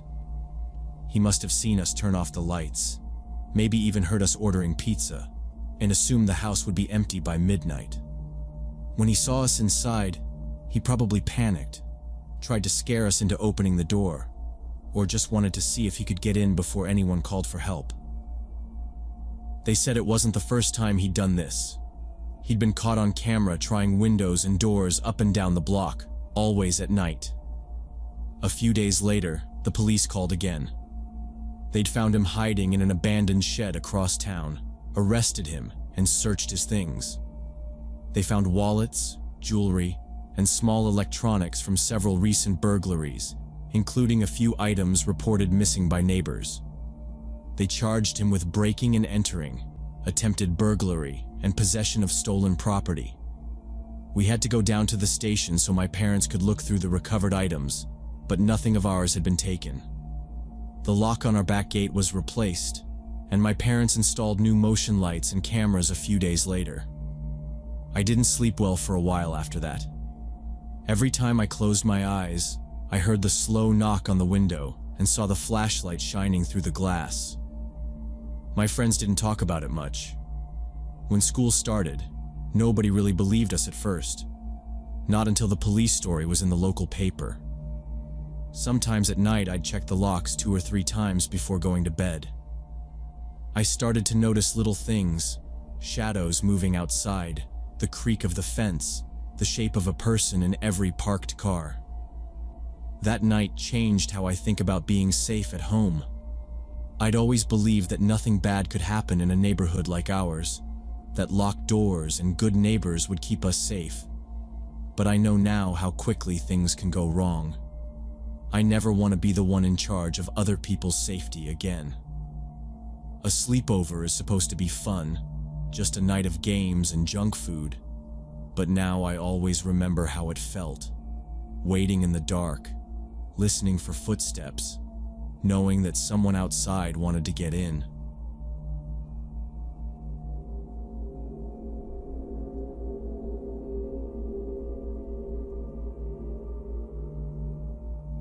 When I was 28, my mom Julia signed up for a dating app. She was 53 at the time, divorced 10 years, and she said she wanted to start meeting people again. At first, my sister Linda and I encouraged her. But then she started seeing this guy named Kevin, and that changed everything. Kevin seemed okay on paper. He was an engineer, a year younger than my mom, had his own place, and worked at some kind of design firm downtown. But the very first time we met him at dinner, something about him just made my skin crawl. He had this way of sitting at the table, really straight, barely moving except for his hand and jaw when he chewed. But the worst part was how he'd shut his eyes for a few seconds at a time, just sitting there with his fork in the air, like he was meditating or something. Then he'd make these soft humming noises in his throat as he ate. It didn't sound natural. He tried to joke around with us, but he didn't laugh at his own jokes, just smiled and waited for us to laugh. Linda nudged me under the table. Later, she told me she didn't like how he kept talking over my mom when she tried to answer basic questions. We both noticed how he seemed to get annoyed anytime my mom mentioned any of her male co-workers, even in passing. It wasn't a big scene or anything, just a flicker in his face and this tense pause. My mom brushed it off, said he was probably nervous, or maybe he had some old-fashioned ideas, but she insisted he was a good guy and that we were just being protective. She really liked that he had a good job, kept his apartment clean, and always called when he said he would. "He's reliable," she kept saying, like that was the most important thing.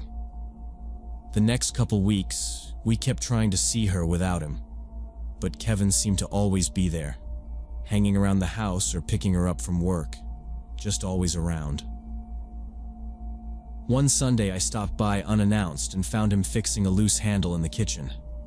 I barely got a hello out of him before he started talking about how a man should take care of the place, and how some guys were just looking for any excuse to get close to single women. I didn't respond. My mom just watched from the other room, not saying anything. Linda tried to keep her distance, but Kevin would text her little advice about dating and finding the right kind of man. It got under her skin. I started keeping a list of things I noticed. Tiny weird habits, little comments, ways he looked at my mom if she laughed at anything I said. At dinner, he'd sit there with his eyes closed again, humming, chewing slowly. Sometimes he would just hold her hand and stare at her, like he was trying to hypnotize her or something. If she ever mentioned seeing an old friend, especially a guy, he'd go quiet, set his fork down, and just watch her. It made my stomach twist. I told my mom how I felt. Linda told her too. She brushed us off every time. "You both have to relax. I know what I'm doing." We didn't push her. It was her life. But then, 2 weeks before Thanksgiving, I got a call from her late at night. She sounded tired, voice shaking a bit, but she said she was okay. She told me she'd broken up with Kevin that evening. She said they'd argued about something stupid, that he accused her of flirting with the mailman because she thanked him for putting a package inside the door when it was raining. He raised his voice, told her she should respect herself more, and called her naive. She said that was enough, told him to leave, and he actually did, slamming the door hard.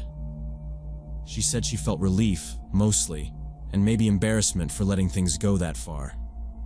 I didn't say, "I told you so." Neither did Linda. We just told her we were glad she was okay, and that we'd come by soon to check on her. She sounded exhausted but sure. "It's over. Don't worry." Linda and I had already planned to spend Thanksgiving weekend at her in-laws' place in Connecticut.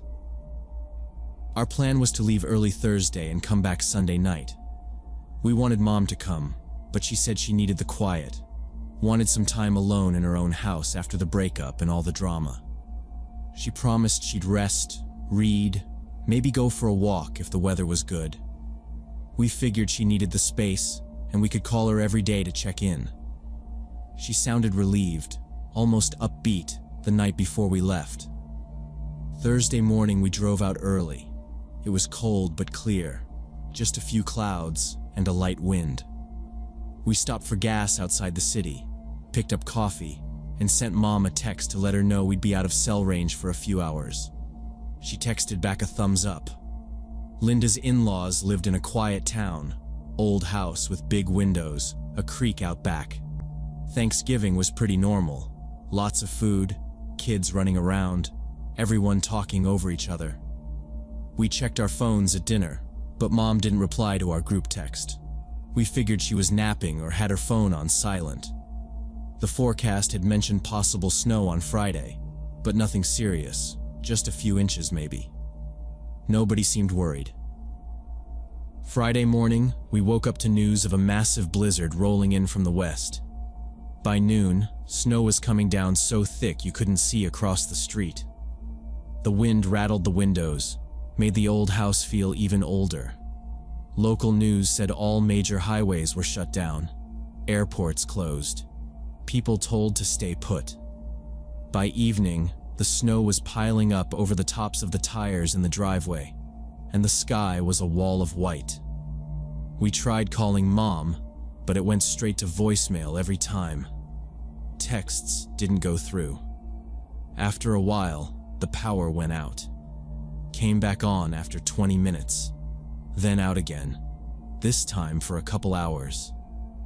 Linda's father said the phone towers might be down or overloaded, and the landlines in the area were already dead. We tried to stay calm, telling each other it was just the storm, that Mom was probably bundled up with a book or watching TV under a pile of blankets. By late Friday night, the wind was howling hard enough to shake the windows. The house was dark, except for a couple candles. We sat in the kitchen, wrapped in blankets, holding our phones, waiting for a text or a ring. Every hour we tried again. Each time, voicemail. The snow outside was up to the porch. We could barely see the streetlights at the end of the driveway. The house creaked with every gust, and I could hear Linda's in-laws in the living room, whispering about the power, the storm, and whether the roads would be open by Sunday. We both tried to keep it together, but the longer the storm went on, the more I thought about Mom alone in that house, and the less I could convince myself it was all just normal. By midnight, all we could do was sit by the window, watching the snow swallow the world outside, hoping the power would come back and the phones would ring. We spent most of Sunday watching the weather updates and calling every number we had for Mom. Neither of us slept much. By morning, the roads were just barely passable, and the town's main highway was finally getting cleared. Linda's father insisted we bring extra blankets and a shovel just in case.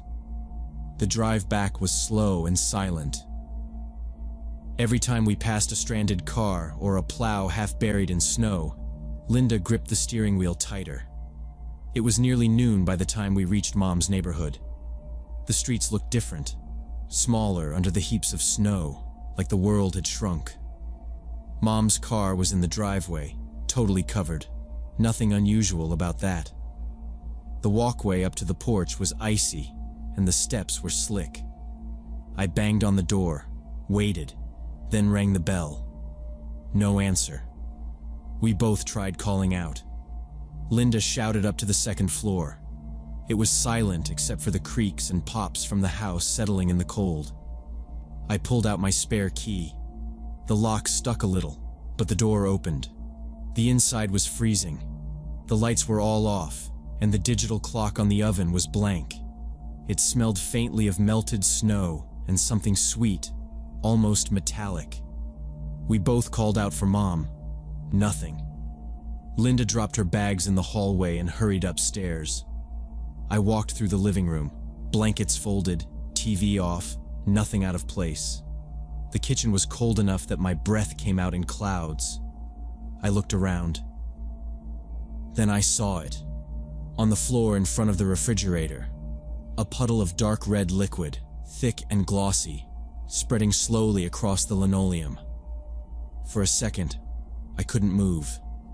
The red stuff was coming from the water dispenser, dribbling in a slow line down the front of the fridge, pooling wider by the minute. I stared at it, trying to convince myself it was anything but blood. My mind went straight to the worst possible scenario. I knelt to look closer, caught a heavy, iron smell that made my stomach turn. Linda yelled from upstairs. She rushed down, and the moment she saw the floor, she let out a scream that echoed off the walls. She ran to the phone, hands shaking, and dialed 911. I tried to keep calm. "Stay by the door," I told her, but she didn't move. I searched every room in the house. No signs of Mom. Her bedroom was tidy, bed made, her phone charger still plugged in. No spilled pills, no clothes thrown around, no broken glass. The bathroom was spotless, the spare room empty. Downstairs, I checked the back door, still locked from the inside. Her boots and gloves were gone from the rack.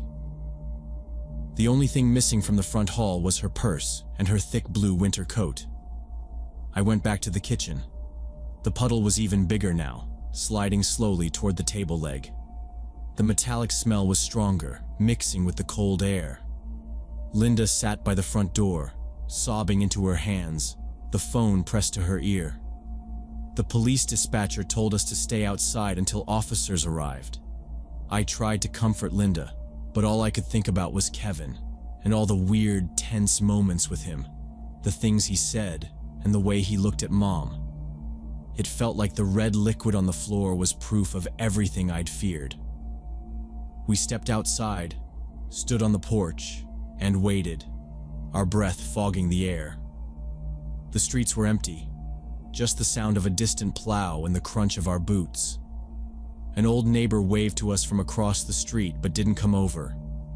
The police arrived within 20 minutes, 2 cars pulling up with their lights flashing. They got out fast, gloves on, and ducked under the yellow tape they strung across the front walkway.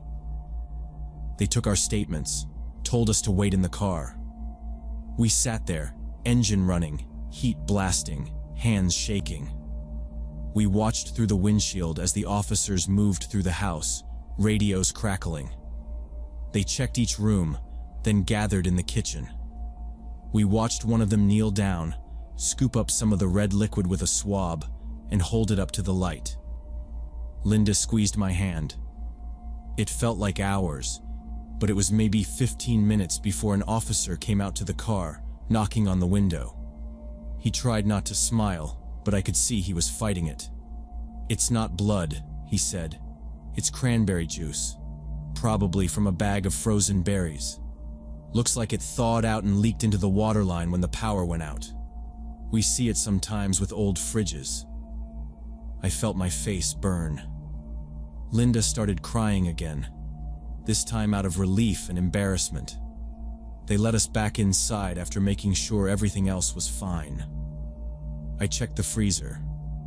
Sure enough, a torn bag of frozen cranberries sat on its side, pink liquid crusted on the bottom.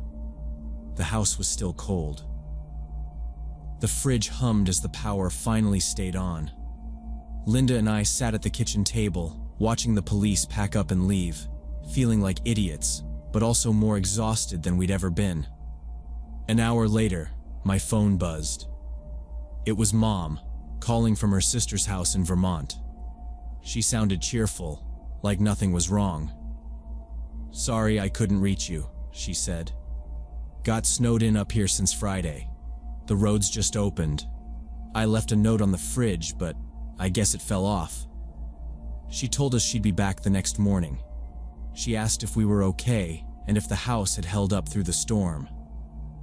Linda tried to laugh it off, but her voice was still shaky.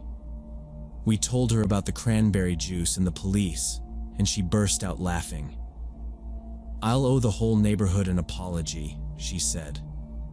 "We promised not to tell anyone about it, but I knew Linda would, eventually." After we hung up, we sat in silence for a while, letting the heat fill up the kitchen, letting our nerves settle. I thought about how fast our minds had gone to the worst-case scenario, how everything Kevin did had stuck with us, even when he was gone. After that weekend, we checked on Mom more often. She didn't want to talk about Kevin again, and we didn't push her. But sometimes, when the house got too quiet or the weather was bad, I'd still look twice at a shadow on the floor or a stain on the counter, just in case.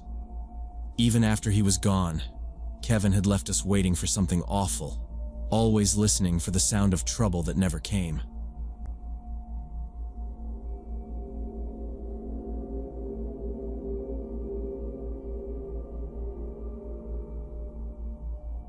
When I was 15, I got invited to a birthday party by this kid named Tyler.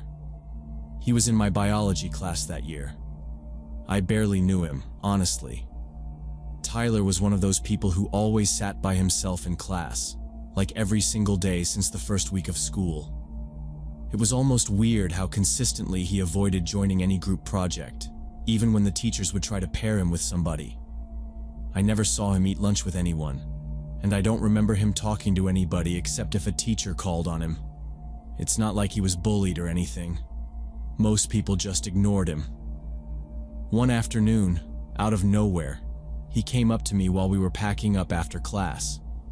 He was holding this folded paper, and he handed it to me, barely making eye contact. It was an invitation to his birthday party. The invite was printed from a computer, but the details were filled out in pen, with these super neat, careful letters. The party was on Saturday at his house, which was on the edge of town, almost in the woods. His parents were going to be out of town for the weekend because of work, so he was having people over by himself. The weirdest part was, he didn't say anything else after I said sure, just nodded and walked away. I asked around, and it turned out 5 other people got invites too. It was all people who didn't really know Tyler, just kids from his classes.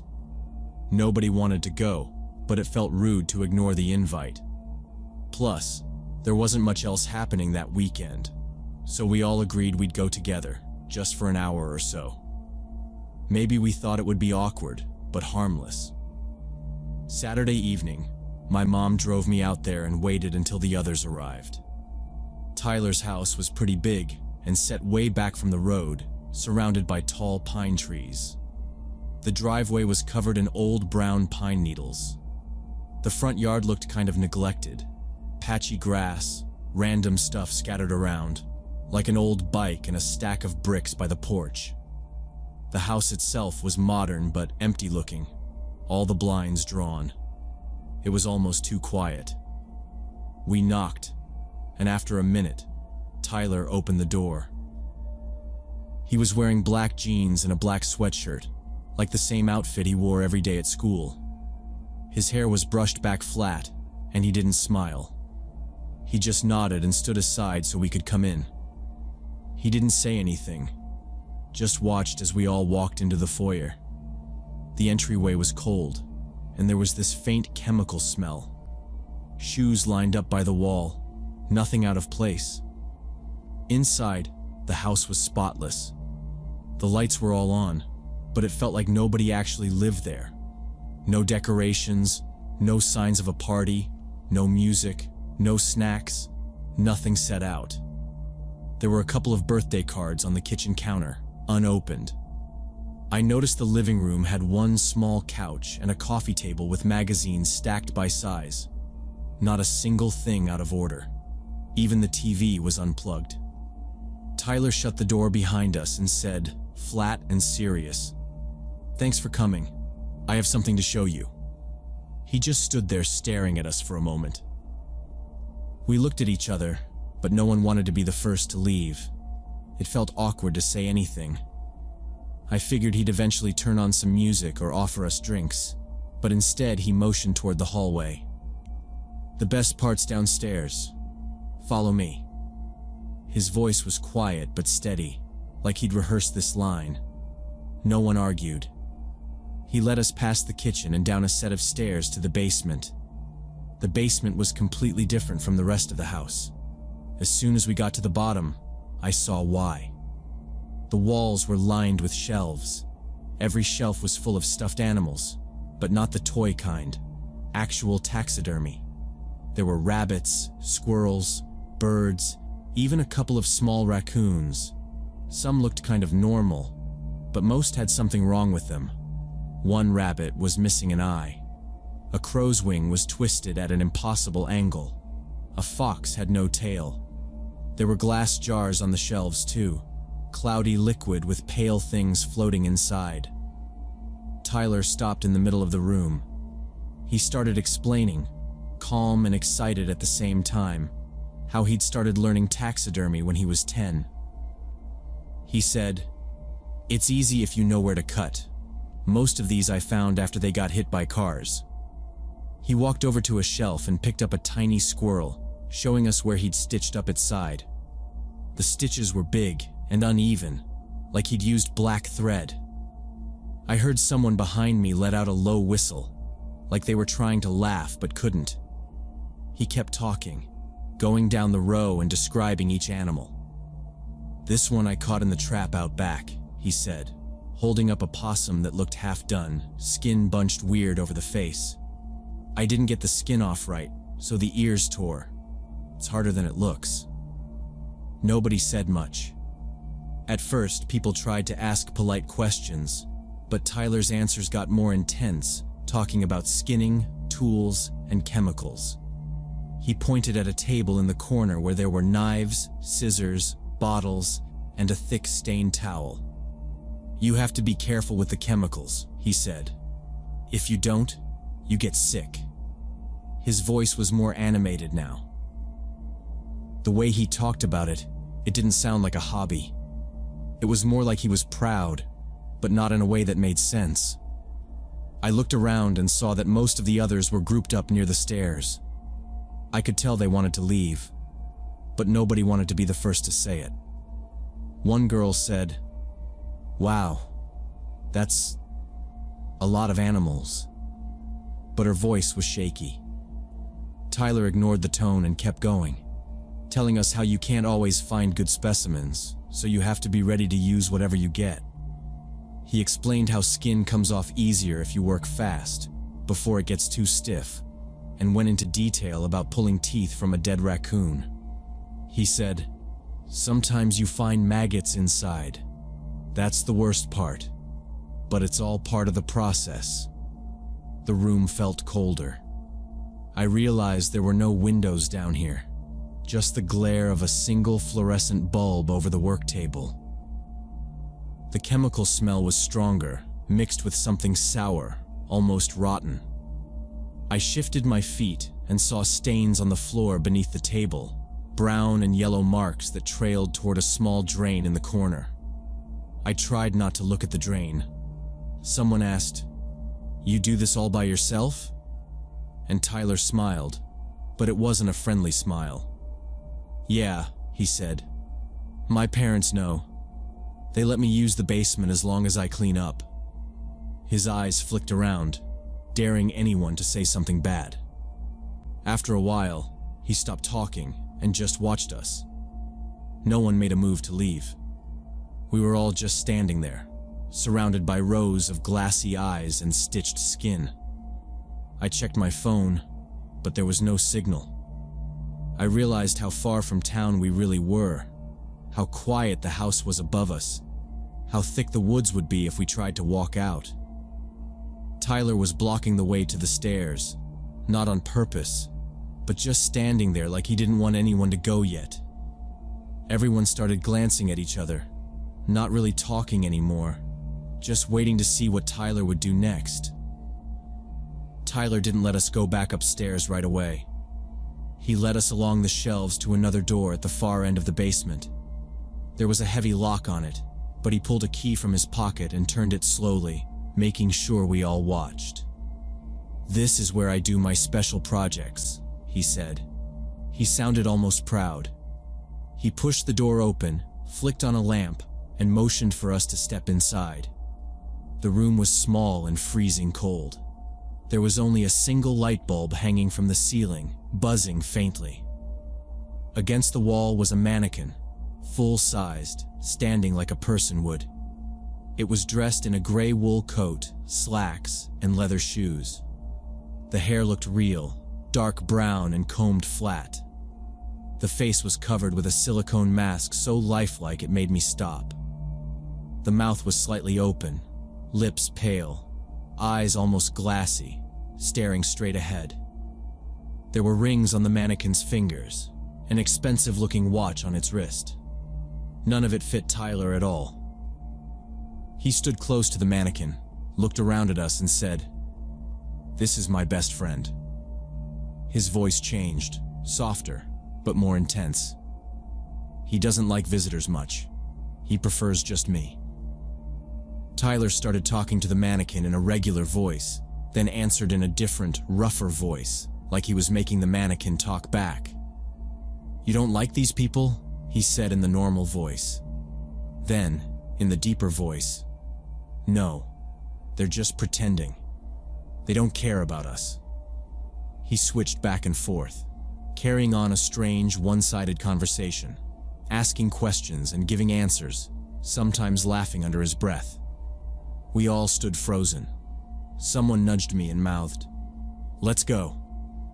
One girl cleared her throat and said, "Sorry, but I have to be home by 10. My parents are strict." Another guy looked at his phone and said, "Yeah, my ride's coming soon. We should get going." Tyler didn't argue. He just kept his hand on the mannequin's shoulder and said, "Maybe you should leave now. He's getting upset." The way he said it, there was no question about leaving. We moved back out into the basement, then up the stairs in a line. Tyler followed last, locking the project room behind him. No one said anything as we put on our shoes. At the door, he stood silent and watched each of us step outside. The porch light flickered as we walked down the driveway, not looking back. We didn't talk until we were all together at the end of the driveway, waiting for our parents or rides to show up. My mom arrived first, headlights sweeping across the dark trees. I got in the car without saying much, just mumbling thanks to Tyler, who was still standing in the open doorway, face hidden in shadow. After that, I tried not to think about the party. I went back to my normal routine, but every day something from that night came back to me. The mannequin's eyes, the way Tyler talked to it, the weird smell in the basement. I told myself it was just a weird kid with a weird hobby.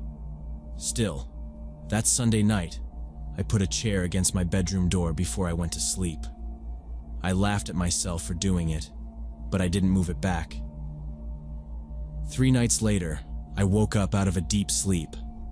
I couldn't remember any dreams, just the sudden awareness of someone being in my room. My clock read 2:14 a.m. At first, I didn't see anything, but I heard a faint rustle from the direction of my window.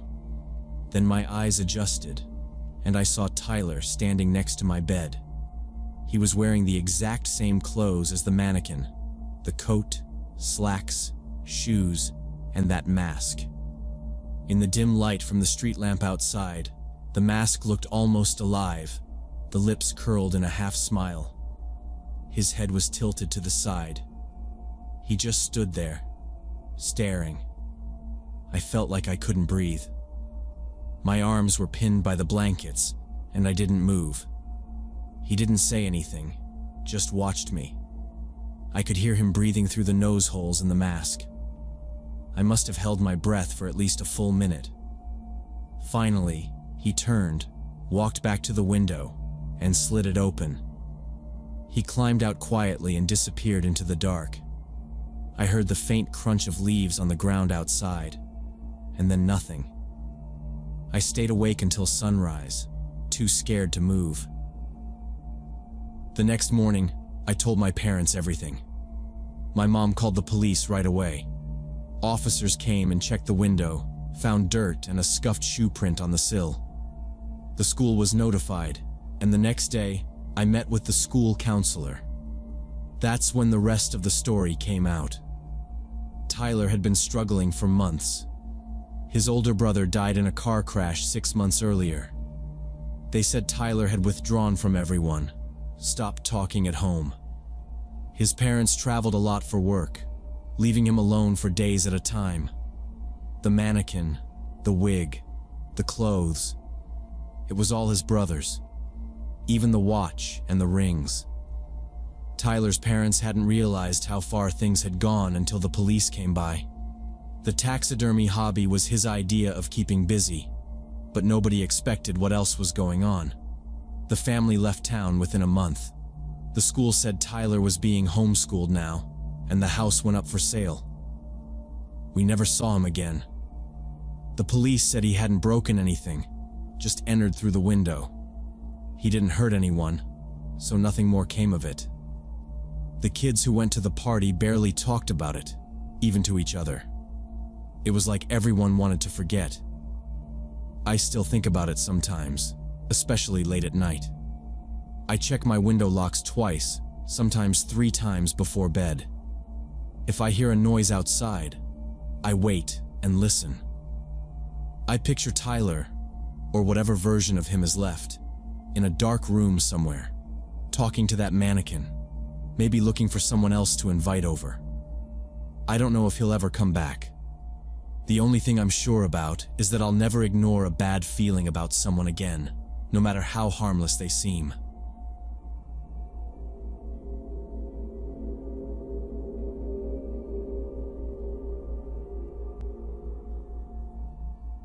When I was 22, I moved into a small studio apartment on the 2nd floor of a brick building in Boston's Student District.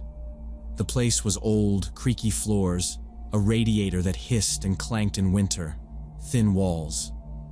I didn't care though. I just needed somewhere cheap that wasn't too far from the med school.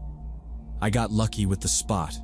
Walking distance from campus, a laundromat across the street, a pizza place that stayed open until 2 a.m. The only thing I didn't love was the guy who lived above me and played the same 2 EDM tracks on repeat at full volume. But you tune that stuff out after a while. My neighbor across the hall was Rachel. She was a year or 2 older than me, grad student, kept to herself. At first, we just nodded at each other when passing in the hallway. After a few weeks, she knocked on my door one evening, holding a sheet of paper in one hand and a pack of cheap wine in the other. She asked if I wanted to come over for a drink. I said sure. She poured us both a glass and then started talking about this guy who was stalking her. She showed me the notes he'd left under her door, weird stuff written on lined paper, crooked handwriting. "You're so beautiful," one of them read. "You should smile more. I know you feel the connection." Another said, "We're meant to be together. I watch you every night. You know I'm close." I thought maybe she was exaggerating, but the notes were real. She said she kept finding greasy fingerprints on her window, and she'd heard someone breathing outside her window at night. Rachel lived alone, 1st floor, so it wouldn't be hard for someone to creep around. Things started getting worse for her. She'd get home and find her mailbox hanging open. Random things moved in her entryway. Sometimes late at night, she'd text me that she saw someone standing outside, just beyond the glow of the streetlight, staring up at her window. She called the landlord. He brushed her off, told her maybe it was just some local kids messing around. A few days later, I heard shouting in the hallway. I opened my door and saw Rachel arguing with some guy. He was thin, wore an old Red Sox hoodie, kept glancing down at the floor. When he finally looked up, his eyes didn't really seem to focus on anything. She told me later she'd caught him trying to jimmy her lock with a pocket knife. After that, she called the police a few times. The guy was never there when they showed up, and they just told her to get some pepper spray and maybe think about moving. She started staying with her boyfriend across town. One Saturday morning, she and her boyfriend loaded her stuff into his car. She gave me the rest of her wine and told me good luck with med school. She said if I ever needed anything, I could reach her at her new place, but I never did.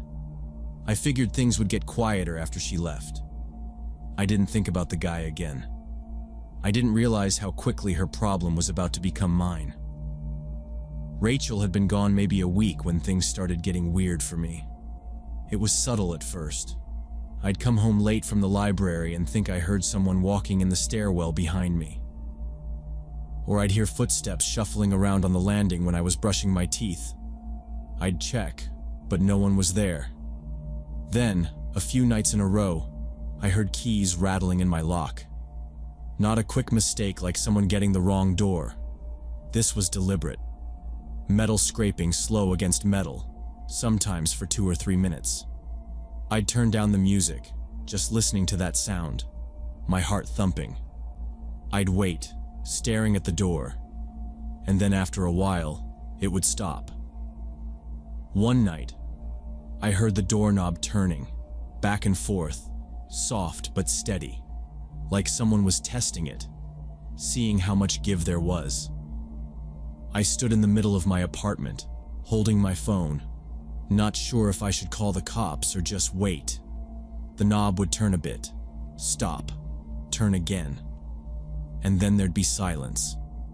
I'd go to the door and look out the peephole, but it was angled just wrong, so I couldn't see the landing. The person always stood just out of view. After a few nights like that, I went to the hardware store and bought a peephole kit. It took me most of the afternoon to install, and I left wood shavings all over the floor, but I felt a little better. That night, around 11, I heard keys again. I flicked off the lights, crept to the door, and peered through the new peephole. But whoever it was must have known exactly where to stand. I couldn't see anything, just the wall and shadows. I stood there for 5 minutes, listening. Then, as suddenly as it had started, the noise stopped. The next night was worse. I was up late studying, headphones on. I felt a thud through the floor, just a faint tremor. Then another, louder, and another, until it was clear someone was throwing their body against my door. Not with fists, but shoulders, hard and desperate. The whole door shook in the frame. Books on my shelf rattled. I yanked off my headphones, grabbed my phone, and dialed 911. I whispered into the phone, "Someone's trying to break in." The dispatcher told me to stay calm, stay on the line, officers were on the way. The banging kept going, maybe for another 30 seconds, maybe a minute, I'm not sure. Then it stopped. I stayed crouched on the floor behind my bed, clutching the phone until I heard sirens outside. It took them 20 minutes to get there. I heard boots coming up the stairs, police knocking on my door, announcing themselves. When I finally opened it, my legs felt rubbery. They looked around, shined flashlights down the hall and in the stairwell. Whoever had been there was gone. They took a quick look at my locks, said they weren't great, told me to install a deadbolt and a security bar. "If it happens again, call us right away," one of them said. I nodded and watched them walk back downstairs. The hallway was silent again. I shut the door, locked every bolt I had, and slid a chair under the handle, just in case. The harassment got worse after that night. It was like he knew I was scared but wouldn't leave. Every few nights I'd be woken up by footsteps in the hallway, slow and deliberate. Sometimes it would be the jingle of keys or the sound of someone dragging their nails along my door. I bought 2 more deadbolts, a security chain, and wedged a broomstick under the handle every night. Still, the noises kept coming. Sometimes I'd hear a soft tapping on the door, almost gentle. Other times it would be a hard rattle that made the frame creak. At 3 in the morning, I'd hear what sounded like someone running their fingernails or a piece of metal against the wood. I looked the next morning and saw scratches around the lock, deep and uneven, like someone had been working at it with a blade. I started leaving a light on in the kitchen. It didn't help me sleep any better, but it made the shadows a little less deep. My boyfriend Austin started staying over, which was the only thing that made me feel a little safer. The first few nights he slept over, nothing happened. But then the banging started up again, harder than before. Once, after a bad night, I went out in the morning and saw that someone had slashed the screen in the hallway window next to my door. Austin called the police himself this time, and they came out, took pictures, asked the usual questions. Every time, they said the same thing. They'd increase patrols, but unless they caught someone in the act, there wasn't much they could do. We tried to go on with normal life. Austin would come over with pizza or beer, and we'd try to watch a movie. It got so we barely talked about anything else. Every conversation circled back to the hallway, the locks, the sounds at night. One morning, I opened my door to find a pile of cigarette butts and a crushed soda can right on my doormat. Another night, someone tried the door 3 times in the span of an hour. We stopped going out late. I barely slept. Austin kept saying he wanted to stay over more, that we were stronger together. The more he came around, the angrier it seemed to make the stalker. The door would shake in the frame at night, and one morning I found a deep gash in the paint, right over the deadbolt. It looked like someone had dragged a knife across the wood again and again, just below where my name was stenciled on the mailbox. It was almost like a threat. I started keeping my phone in my hand whenever I was home. The breaking point came on a Friday night. Austin and I were half watching TV, just trying to keep the volume low, both of us jumpy at every little sound. It was late, close to midnight, and we'd both been too tired to go out, too uneasy to relax. That was when I heard someone at the door again. The same slow twisting of the knob, a scrape of metal.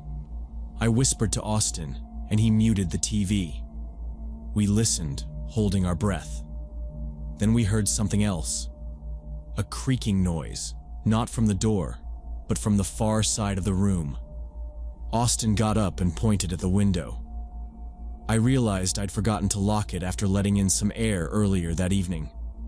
The window was open half an inch, just enough for someone to see through. When I looked, I saw a pale, narrow face pressed right up against the glass, eyes staring straight into the room. For a second, we both froze. Then Austin jumped up and yelled, running for the door. I stayed where I was, knees locked. I watched as the man outside scrambled away from the window and dropped down. There was a motorcycle parked right under the fire escape, black and low to the ground. The guy swung onto it, started the engine, and was gone before Austin even made it outside. The only thing I could really see was the glint of something metal in his hand. A folding knife, I realized later. Austin came back up, breathing hard, and told me he'd seen the guy's face, but it was too dark to get a good look at the plates. He said he had a knife. He was holding it the whole time. Neither of us slept that night. By Sunday, I'd found a new place. It was a sublet in a building across the river, newer, with 2 sets of security doors and cameras in the lobby. I packed my things with Austin's help. I left the bed frame and a chair behind, didn't care about the deposit. It wasn't worth staying another night. Austin admitted, once we were out, that he'd been too scared to tell me about the knife until we were safe. He kept saying he was sorry, that he should have done more, but I knew it wasn't his fault. It felt like all we could do was get away and hope it would stop. A week later, I heard from someone at school that 2 other women in my old building had started getting notes and strange calls. People whispered about a guy on a motorcycle who hung around the student bars, watching women leave at night. The police never found him. They took statements, filed reports, but nothing ever happened. Later, when I thought back to the scratches on my door, I realized he'd probably been trying to pick the lock with his knife. The metallic scraping that kept me awake all those nights wasn't random. He was working on getting in, just waiting for his chance. Now, every time I hear a weird noise in the hall, I get that same tight feeling in my chest. I still wake up some nights convinced someone is outside, listening. I check every lock, every window, before bed, even though the new place feels safer. I don't let myself forget how fast things can change, or how close danger can get before you see it. Some people won't stop, not until you disappear from their reach completely. Sometimes the only way out is to run. I learned that, and I never let myself forget it.